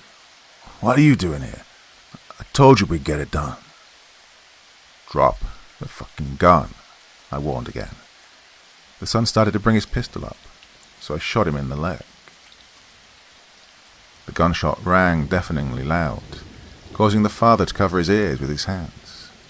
But the son dropped the gun and collapsed with a grunt. The father cried out in horror and moved towards his son, so I put a bullet in his leg too for good measure. The two didn't resist much as I dragged them into a corner, choosing instead to spend their energy moaning in pain. I waited for them to get used to it. "So you guys mind telling me what the fuck you're doing here?" "Who are you?" the father demanded, gritting his teeth and pressing down on the wound in his leg. I clicked my tongue. "I'm the one asking the questions here. Again, what are you doing here?" He ignored my question. "You're the outsider, ain't you?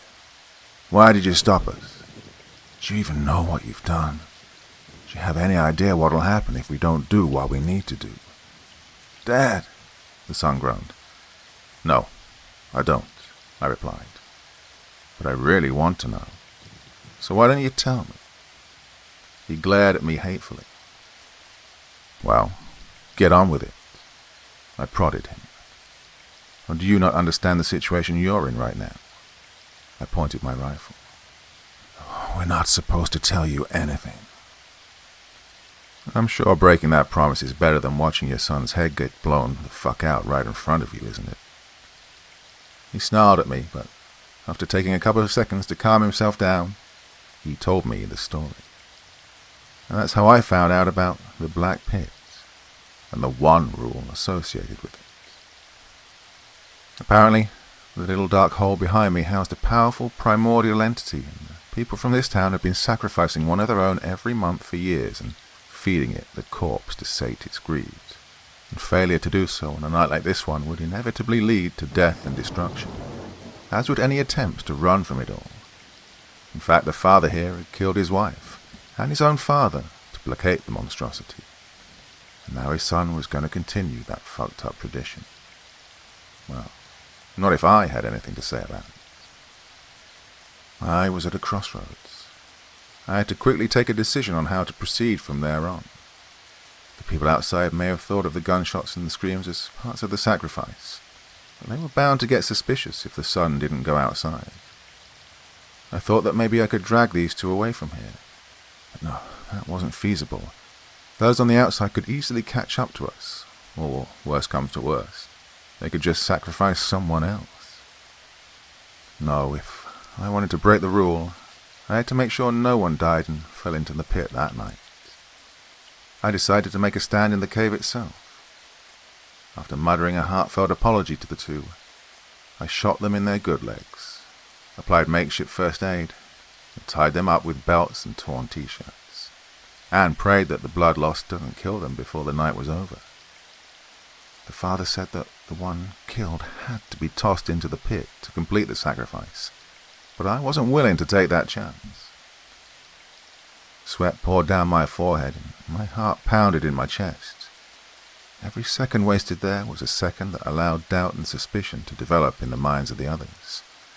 I did not want to get caught with my pants down in that open space. The narrow cave entrance provided the best opportunity to hold them back. Compounding all that was the fear of the pit itself. What in the hell was I going to unleash by breaking that rule? Could it be another aberration? Was I ready to take care of whatever crawled out of that hole, angry and hungry? I didn't even have the time to think that maybe I'd made the wrong decision, that maybe I should have just called for backup and waited this out. Things had progressed at a pace much faster than I was comfortable with. Damn it, I thought. No sense in doubting myself in the middle of all that. After stealing the son's weapon, I bolted towards the entrance and found that my suspicions were indeed correct. They were beginning to move back inside. I took cover behind the wall as it turned left, took a deep breath, popped out and shot the first one in the kneecap. He screamed as blood exploded from his knee and went down, causing the others around him to shout in shock. I fired again, catching a couple more in the legs and shoulders. Thankfully, I'd been doing this long enough to know how to avoid lethal wounds. "What the fuck, Morgan? What do you think you're doing?" I shot at the one who screamed at me, the bullet whistling past his thigh. The one with the busted kneecap crawled out of my line of sight, allowing me to put some more suppressing fire down.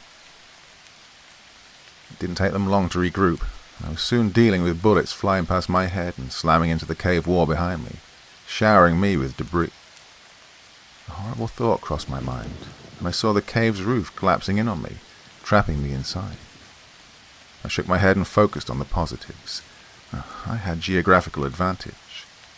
I just had to hold them off until the time limit of the sacrifice ended, and the monster crawled out of the hole to find me, without ammunition, surrounded by angry townspeople. I laughed at my seemingly hopeless predicament, and fired again, taking care not to waste my shots. So our night-long standoff began. I'd always heard of shootouts that lasted for hours, but this was my first time experiencing it. Thankfully, they were far less experienced than I was, and soon I was only dealing with a couple of them, the others having been wounded long ago. But then reinforcements showed up, and I fought them off too. I had to admire their tenacity. Even after seeing most of their people get injured, they continued to fight, firing until the gunshots made my ears ring. They tried many tricks as the night went on. Tried to blind me with the headlights of their cars, but I shot them off. Got the sheriff to try and reason with me as one of them snuck up on me. A bullet to the hip cut that shit off pretty quick. I was thirsty, hungry and exhausted. My brain was hammering against my skull. I was low on ammo and things seemed hopeless when I saw the first splash of blue and orange in the distance. The sun was coming up, and my heart began to race once again. What entity was going to come out? How many people was it going to kill? Questions like these zoomed around in my mind, new ones coming up before I could properly contemplate on the ones preceding them. But the fighting never stopped, even as morning arrived proper, revealing a scene of shattered windshields, spattered with blood and broken but conscious bodies lying on the ground. They hadn't even bothered with evacuating the wounded. But nothing happened. The cave's insides were lit up by the rising sun, but nothing happened. No rampaging monstrosity, no abnormalities in reality. Nothing. Well, at first I was worried that the father-son duo had figured out a way to complete the sacrifice, so I retreated to the second major turn in the cave, near the clearing that housed the pit. And what I saw there was the single most terrifying thing I've ever witnessed in my life. Both of them were fine, sitting in the corner with lifeless expressions on their faces. They understood it was morning and had arrived at a certain realization much faster than I had. There was no monster in the black pit. The townspeople had been killing themselves over nothing. I don't remember much of what happened after that.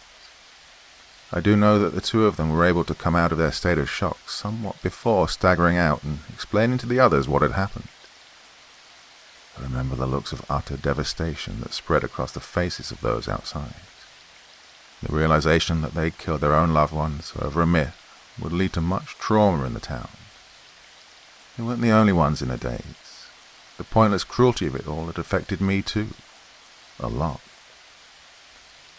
Some of them attempted to detain me, to question me on the events of the night, but I was able to give them the slip. Some of my contacts at Acme told me that the pit wasn't completely useless. It was a rip in reality that led to the other side of the world. Maybe that had something to do with how the myths originated, how it ended up with the most cruel form of ritual imaginable. I don't know. It's not something I like to particularly think about. I often wonder about my actions that night, wonder if I'd done the right thing. Maybe sometimes the worst thing you can do is open Pandora's box and find it completely empty.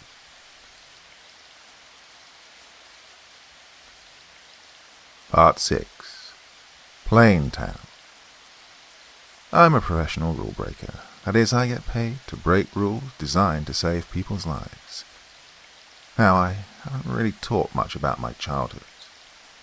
Maybe it's because I don't think there's much to talk about at all. Scientists at Acme created me in a lab and raised me to be a soldier, along with dozens of other genetically enhanced lab rats like myself, to break rules, push boundaries, and save lives. Apart from the unique circumstances of my birth and the harsh training regime I grew up with, it was as normal of a life that an unadopted orphan like me can ever hope to have. We worked together, ate together, played together. We were brothers in all but blood. Dr. James Faulkner, the man who came closest to being a father figure to us, paraphrased a quote from The Office at our graduation and told us that we don't really recognize the good times of our lives for what they are until they're gone.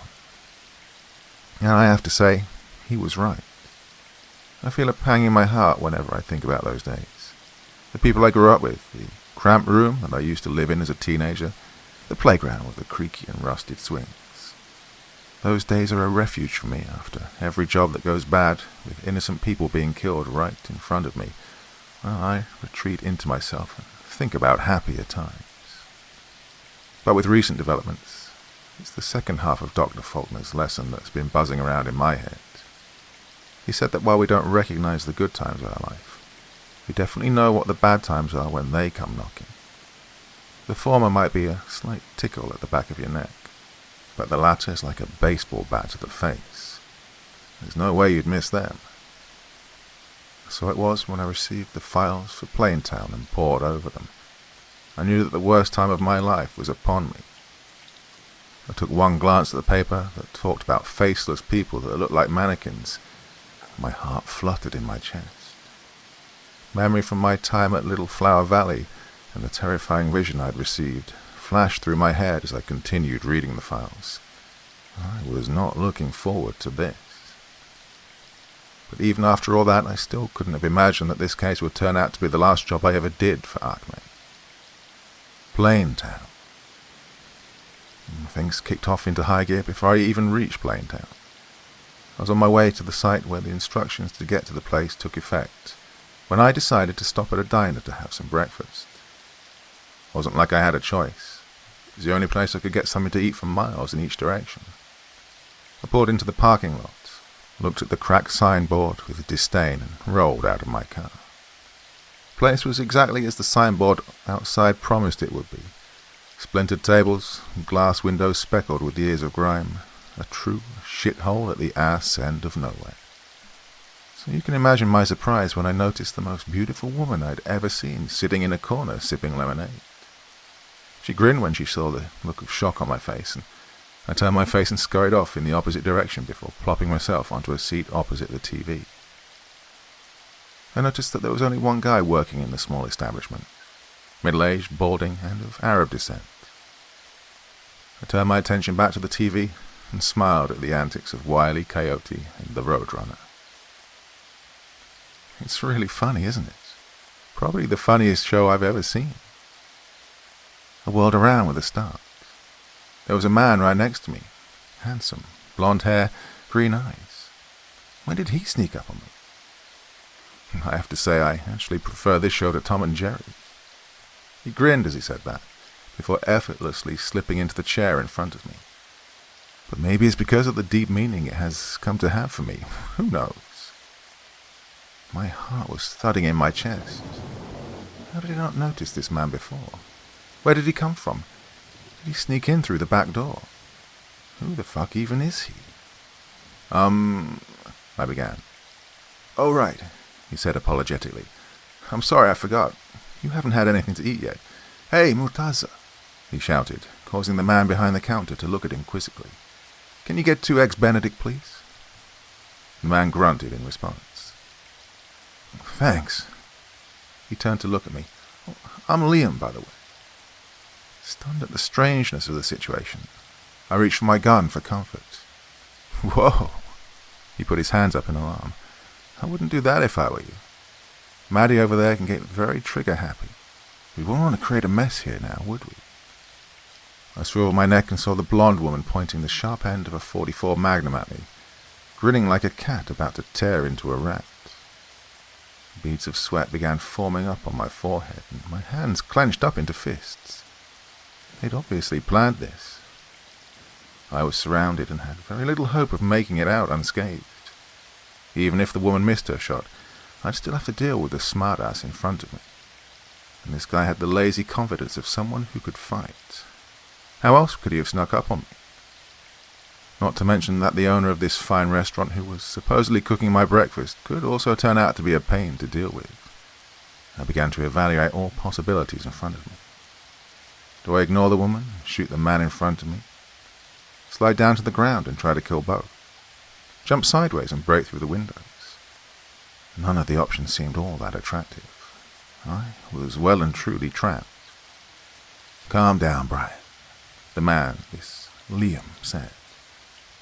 We're really not looking for a fight here. You have a very strange way of showing it, I replied, adrenaline still flooding my system unchecked. How does he know who I am? Do you know where they come from? He asked, ignoring my remark. I blinked, confused. Who? The monsters you hunt. You know, the ones that cause rules to form up around them. Rules that you so love to break. Who are you? How do you know all that? I raged. He sighed and pointed his finger at his forehead. I watched as something seemed to press up against it from inside, like it was trying to break through, before settling down on his skin in the form of a tattoo, of a cross with a crescent mounted at the hilt. Oh, you've seen people like me before, I take it. On a job? Working with your associates? He asked, and continued talking when I nodded. Oh, my organization is old, very old, back when things from the other side roamed freely in our world, terrorizing humanity, devastating entire communities at a time. A bunch of smart people got together and decided enough was enough, and that it was beyond time that the thin veil separating the two worlds was adequately protected. Ever since that day, we've been working as guardians of that border, to try and keep the natural balance between the two worlds. I thought you people were just hunters. People who killed monstrosities, I muttered. An easy mistake to make, he admitted. We're not hunters, more like the Forest Service. Sure, we kill a man-eating lion or two every now and then, but our main job is to protect the forest itself, yeah? I nodded absent-mindedly. Something about that reminded me of my own work. I'm sure that sounds familiar to you. Well, that's because it was actually my people who created Acme in the first place, he added. The idea was to have a commercial presence in the wider world to raise funds for our work. Or at least that was the cover. Little did we know that there were traitors in our ranks, who'd use the company's resources for their own nefarious designs. Then again, the fact that they insisted on naming the company after the evil corp from the fucking Roadrunner should have given us a clue, right? Traitors? Yep, he said. People who are trying to tear that veil down and let the two worlds merge together. I shouldn't have to tell you what would follow if that happens, right? A chill bolted down my spine as I tried to imagine such an outcome. Well, we should have taken the hint when the company started creating you genetically enhanced freak shows, pardon my language, and kept you under their direct control, completely separate from the larger organization, but eventually we did figure it out. He leaned back. See, you rule breakers were not being used to strengthen the system. You've been used to probe its weak points, to try and poke holes into the veil, and use that rip to tear it to shreds. No, that can't be right. It is, he insisted. Every case you investigated was used for that purpose. All those cases marked as aberrations, like the fog in Little Flower Valley. The reason the company cordoned them off is so they could learn to use it to unleash hell upon Earth. My whole world spun around me. This man had to be lying. No way. All those cases, all those innocent lives lost. All this time I've been actively harming the cause I thought I was working for. Was my whole life a lie? It's not all bad, though, he continued. There are people like us who've been working against them in the shadows. Groups within groups, secrets within secrets, lies within lies. We've been gathering people with a strong enough moral character who'd be willing to go up against the company. That case you had, at the reservation, we made sure you were assigned that case through a mole at Acme. Those werewolves are also working with us. Look, I know this is all a lot to take in, Brian, but we're on a bit of a time limit here, Liam said, a layer of urgency just beneath his relaxed voice. This next case, this Plain Town, we believe they've come real freaking close to succeeding in their little endeavor. Now, Maddie's got all the evidence of my claims that you can peruse at your own leisure, but you really do need to tell us whether you're ready or not. Ready? For what? I asked dumbly, my mind still trying to put the shattered and corrupted pieces of my memories back together. Ready to go up against Acme? He leaned forward. Brian, would you be willing to break the cardinal rule? The only one you promised never to break.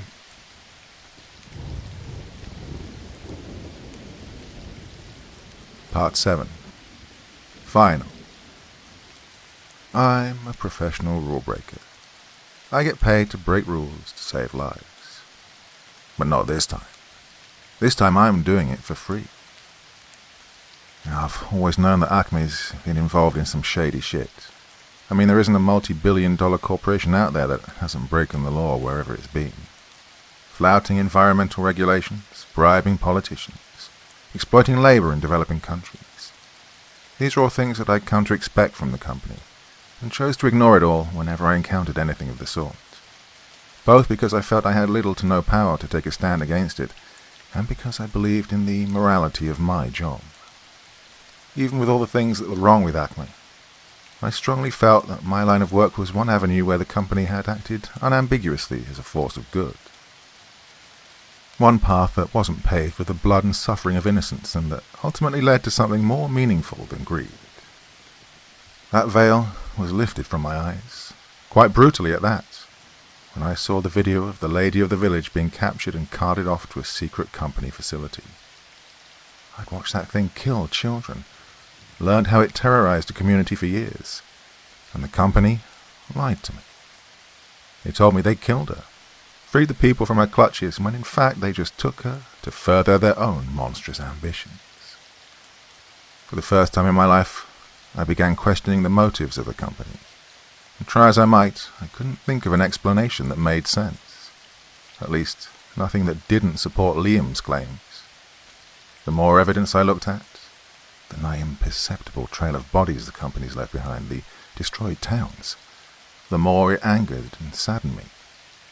To think that they were trying to unleash literal hell on earth sickened me. Maybe it would have been easier if my entire existence wasn't inextricably tied to the company, but it was. And that fact filled me with an explosive rage. That anger made my decision easier. I went through an existential crisis and chose a path for my future in less than an hour. Switching my loyalties and going up against everything I'd ever known in life sent a tingling sensation crackling throughout my body. But it wasn't just that I was betraying Acme, but that I was doing that at Plaintown, a case I'd already had terrifying premonitions about back at Little Flower Valley.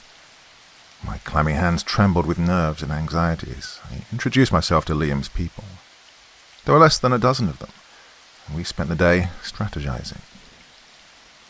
And so it is that come nightfall, I'm sitting in a green army jeep next to Murtaza with a rifle in hand, driving down a dirt road towards Plaintown. Thick clouds of dust kicked up by the tires of the jeep are shimmering under the moonlight. "Do you think we have enough people?" I ask, as the middle-aged man next to me chews his lip in concentration.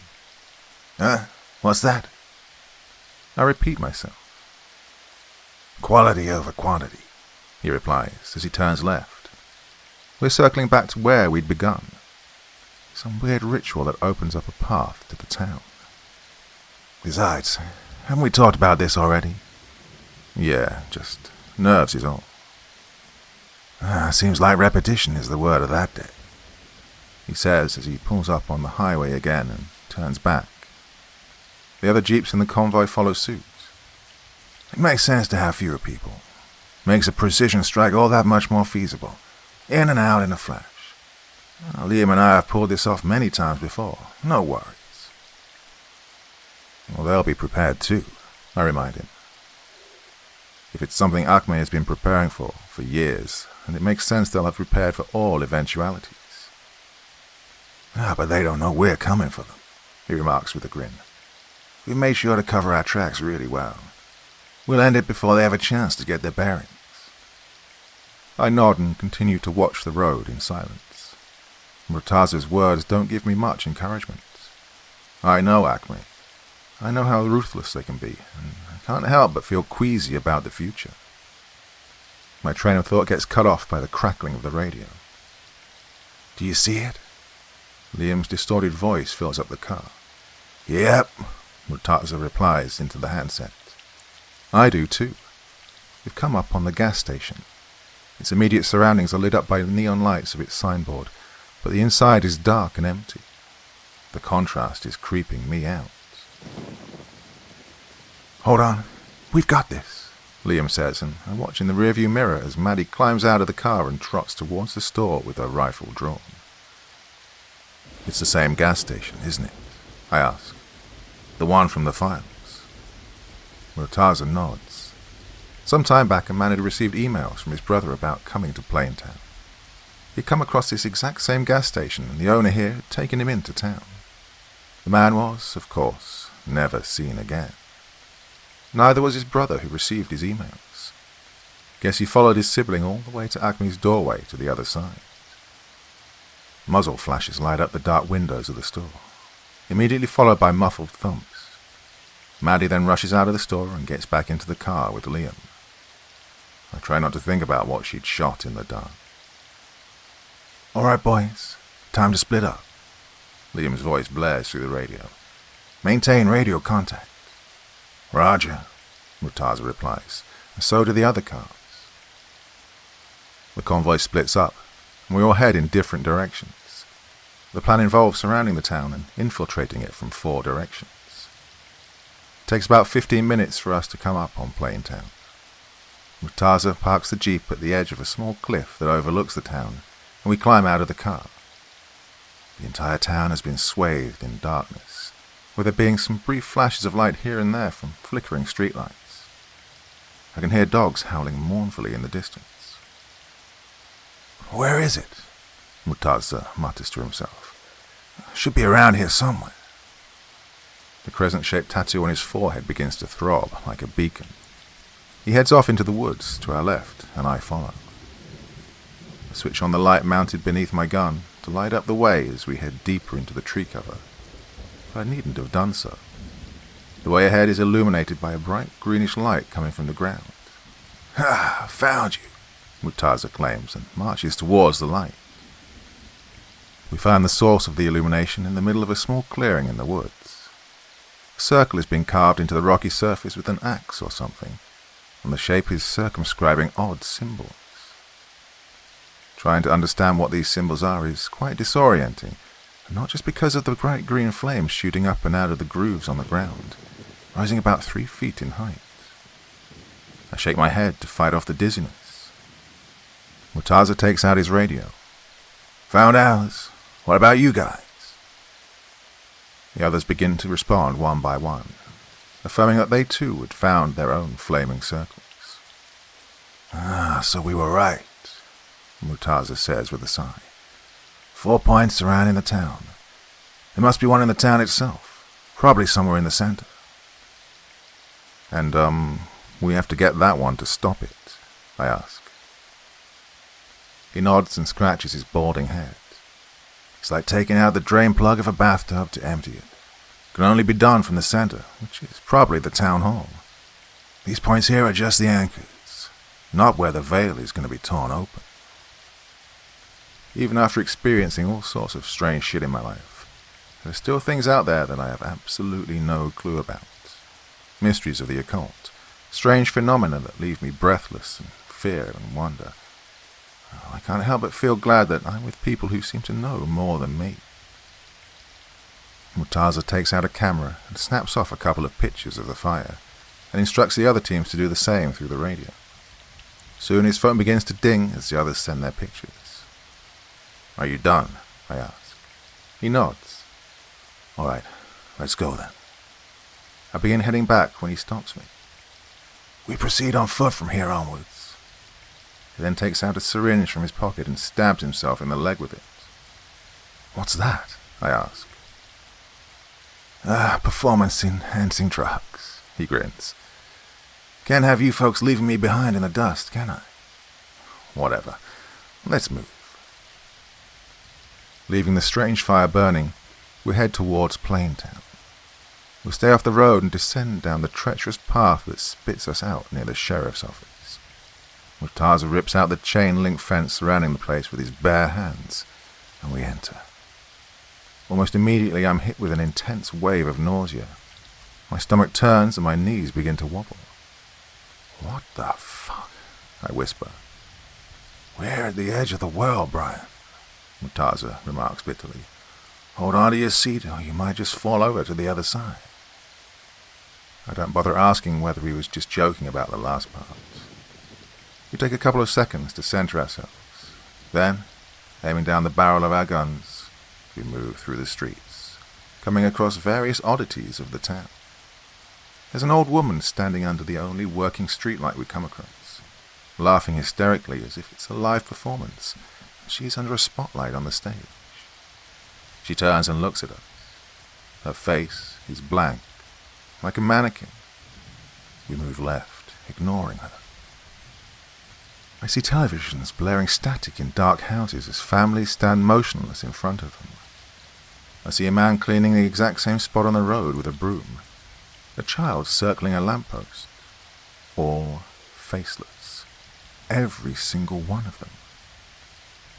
What's happening to the people here? I wonder out loud. "The world around them's changing," Murtaza replies. "Why should they be unaffected? Poor bastards aren't even sentient anymore." We hear noises up ahead, loud laughter and amiable conversation. In context, it's extremely jarring.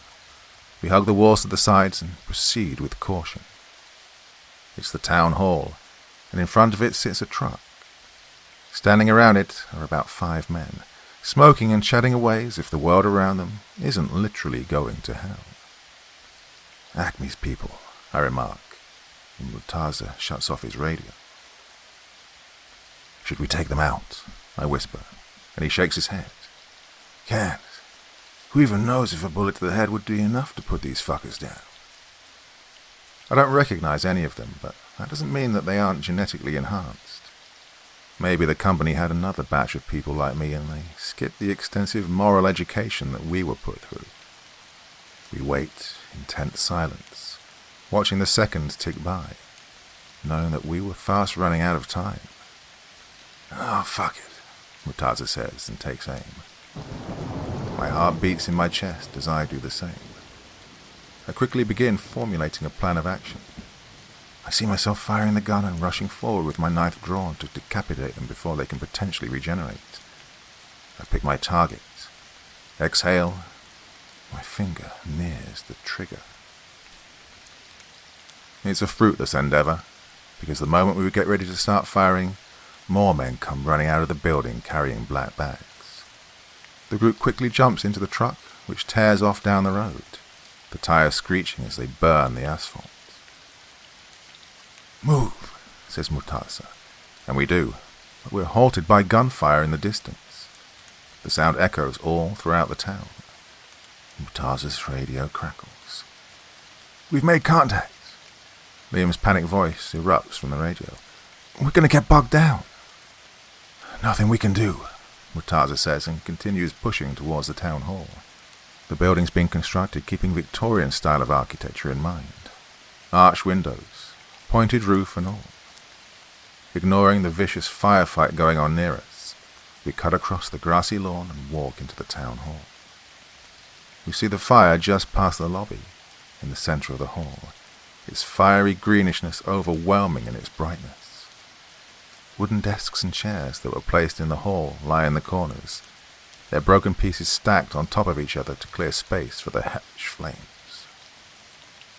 All right, Murtaza says, his movements turning frantic. All right. He dashes towards the reception counter at the lobby and pulls out a register. All right. He takes the register and runs towards the fire. I follow. All right. His voice echoes in the bizarrely empty town hall. He snaps a picture of the symbols in the fire. All right. All right what? I ask, frustrated. He blinks as if he's been woken from a very deep and realistic dream. Brian, he says. Brian, I need you to lock this building down. Don't let anyone enter it. Got it? Understood. What are you going to do? I need some time to figure this out. Need to see how to break the flow, to redirect it. He goes down on his knees and begins drawing the symbols on the register. His hands fly on the page in a manic frenzy. I leave him to his own devices and start scoping out the building. I look at every door, every window that can be used as an entry point, and think how I can block them off. Dragging the broken pieces of furniture from the hall, I begin stacking them up against all the doors and windows. All through this, Liam and the others are locked in a separate life and death battle just a couple of blocks away. My muscles are aching. I'm dragging one of the last pieces of furniture to the back door, when Murtaza's radio barks. They're retreating, Liam screams. They're hauling ass. Not surprising, Murtaza replies. Nothing they can do here anymore. I look at him and notice the flames have gotten stronger and higher, brushing against the ceiling, splashing it with their dazzling greenish brilliance. The sound of gunfire dies down. The only things I can hear now are the crackling of the flames, the sound of my breathing, and the scratching of Murtaza's pen on paper. It can be, he mumbles. It's impossible. It's freaking impossible. What? I shout. Do you know how to stop it? He shakes his head. It's too late. It's too freaking late. It's the radio again. This time it's Maddie. Holy shit. Are you guys seeing this? What are you talking? Liam begins to say. Oh my God. I bolt towards the front door, and using the tiny gaps between mangled chairs shoved on top of each other, I peek outside, and my heart begins to sink in my chest. As far as my eyes can see, I notice doors of the houses in the town swinging open, and the residents come stumbling out, rage etched clear upon their faceless faces. "They're coming for you," Liam screams. "Murtaza, Brian, they're coming for you." "Oh, fuck," I whisper, and run back towards Murtaza to grab his gun and ammunition. He's hunched over his notes and diagrams, and I can sense utter dread emanating from him. "Someone must have noticed," he says, more to himself than to me. Something on the other side must have noticed that the veil is about to be torn to shreds. "You think they're controlling the townspeople?" I ask, instinctively already knowing the answer. He nods absent-mindedly. "Hey," I snap. He looks up at me. "Don't quit now. It's not over yet, okay? It's not freaking over yet." "Right," he answers, his eyes brightening with resolve. "Not over yet." He attacks his notes and diagrams with renewed vigor, and I rush back towards the front door after taking his radio. "They're everywhere," Liam roars. "They're surrounding you, Brian. We'll help the best we can from the outside, but you're going to have to fight your heart out." I peer outside, and sure enough, they're coming towards the town hall.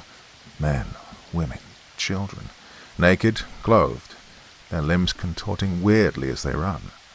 Screaming. Faceless, yet somehow snarling. A sharp crack whips through the air, and the head of the one closest to me explodes. He stumbles and falls. Then more of them begin to collapse as Liam and the others open fire on them. Still, they continue to press on. I rest the gun on the shattered arm of a chair and squeeze the trigger, spraying the faceless residents right outside with bullets. And yet they still continue to come, slamming into the stacked furniture and climbing on top of each other like maggots. My ears begin to ring with the echoing gunshots and the guttural screams of the faceless. I have to step back as the doorway begins to get overwhelmed. Some of them pop their heads out over and above the stacked furniture, and I promptly shoot them back. The doorway is a ghastly sight of blood, bones, and splintered wood, but we begin to push them back, bit by bit.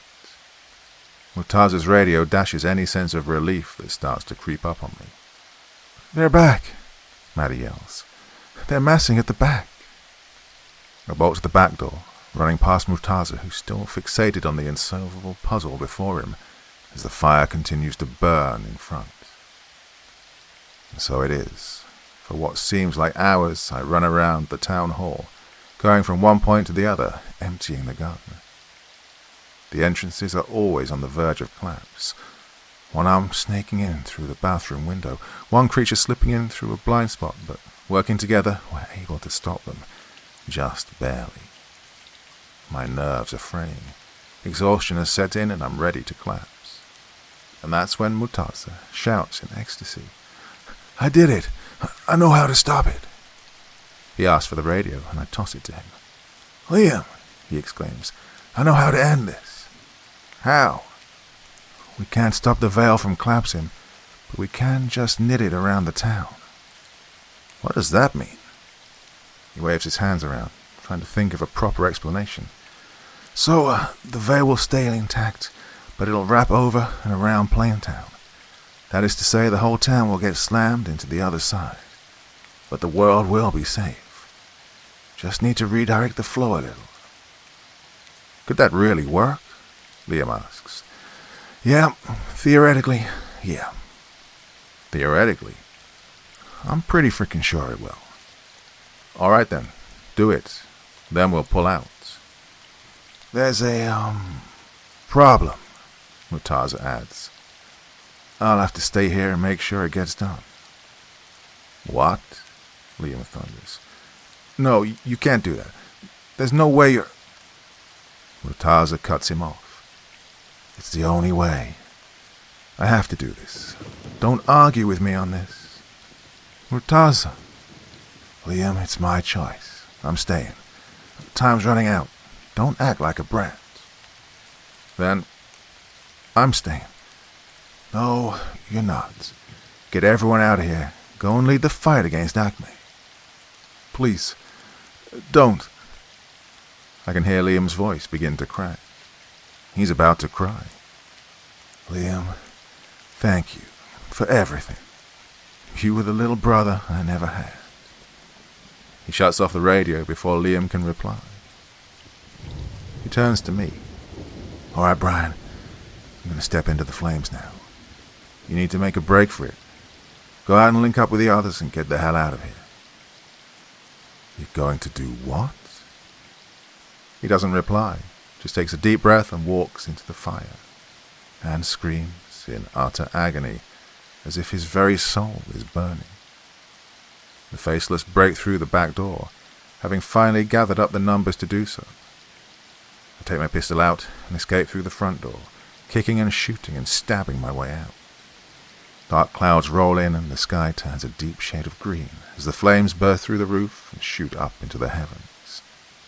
The other fires surrounding the town do the same, creating a fucked-up dome supported by 5 fiery pillars. I meet up with Liam's group at the end of the street. He's been crying, his cheeks caked with mud and tears, but he's in control of his emotions now and begins to lead us out of the town. The townspeople begin to collapse one by one, the strain finally getting to them. Mountains of corpses surround the town hall. We aren't unaffected either. I can feel it in my chest, as if my heart is being crushed between 2 enormous weights. My skin is tingling, my arms are trembling, and my eyes begin to bleed. But we make it out, stealing cars and driving as fast as possible, even as reality itself begins to bend. I look in the rearview mirror and see the houses stretch upwards, like they're made of rubber gum, becoming 3 times their size, but as thin as paper. The air begins to shimmer, and I have to look away, else the sight would drive me mad. A tremendous earthquake rattles the ground. Then a bright ball of light emerges from the town hall and begins to grow, consuming everything until the light is all that remains. We drive past the flaming pillar, and the ever-expanding dome of light stops right at the edge, and then disappears with a flash. Everything is gone. All that's left behind is a town-shaped crater, about 100 meters deep. We stumble out of the car, coughing and throwing up. Our brush with the other side has really messed up our systems. The sky's cleared up, getting splashed with the comforting rays of moonlight as a cool breeze caresses my skin. Liam's radio lights up. It's Maddie. "Everybody make it out okay?" she asks. "Yeah," Liam replies as his chest gets racked with heavy coughs. "Thank fuck it's over."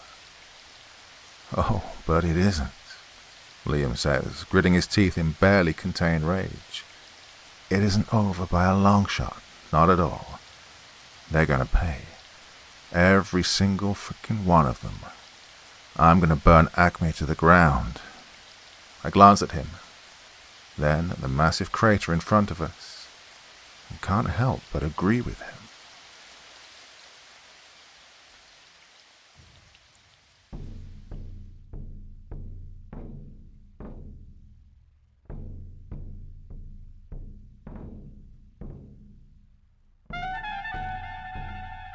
And so once again, we reach the end of tonight's podcast. My thanks as always to the authors of those wonderful stories, and to you for taking the time to listen. Now, I'd ask one small favor of you. Wherever you get your podcast from, please write a few nice words and leave a 5-star review, as it really helps the podcast. That's it for this week, but I'll be back again same time, same place, and I do so hope you'll join me once more. Until next time, sweet dreams and bye-bye.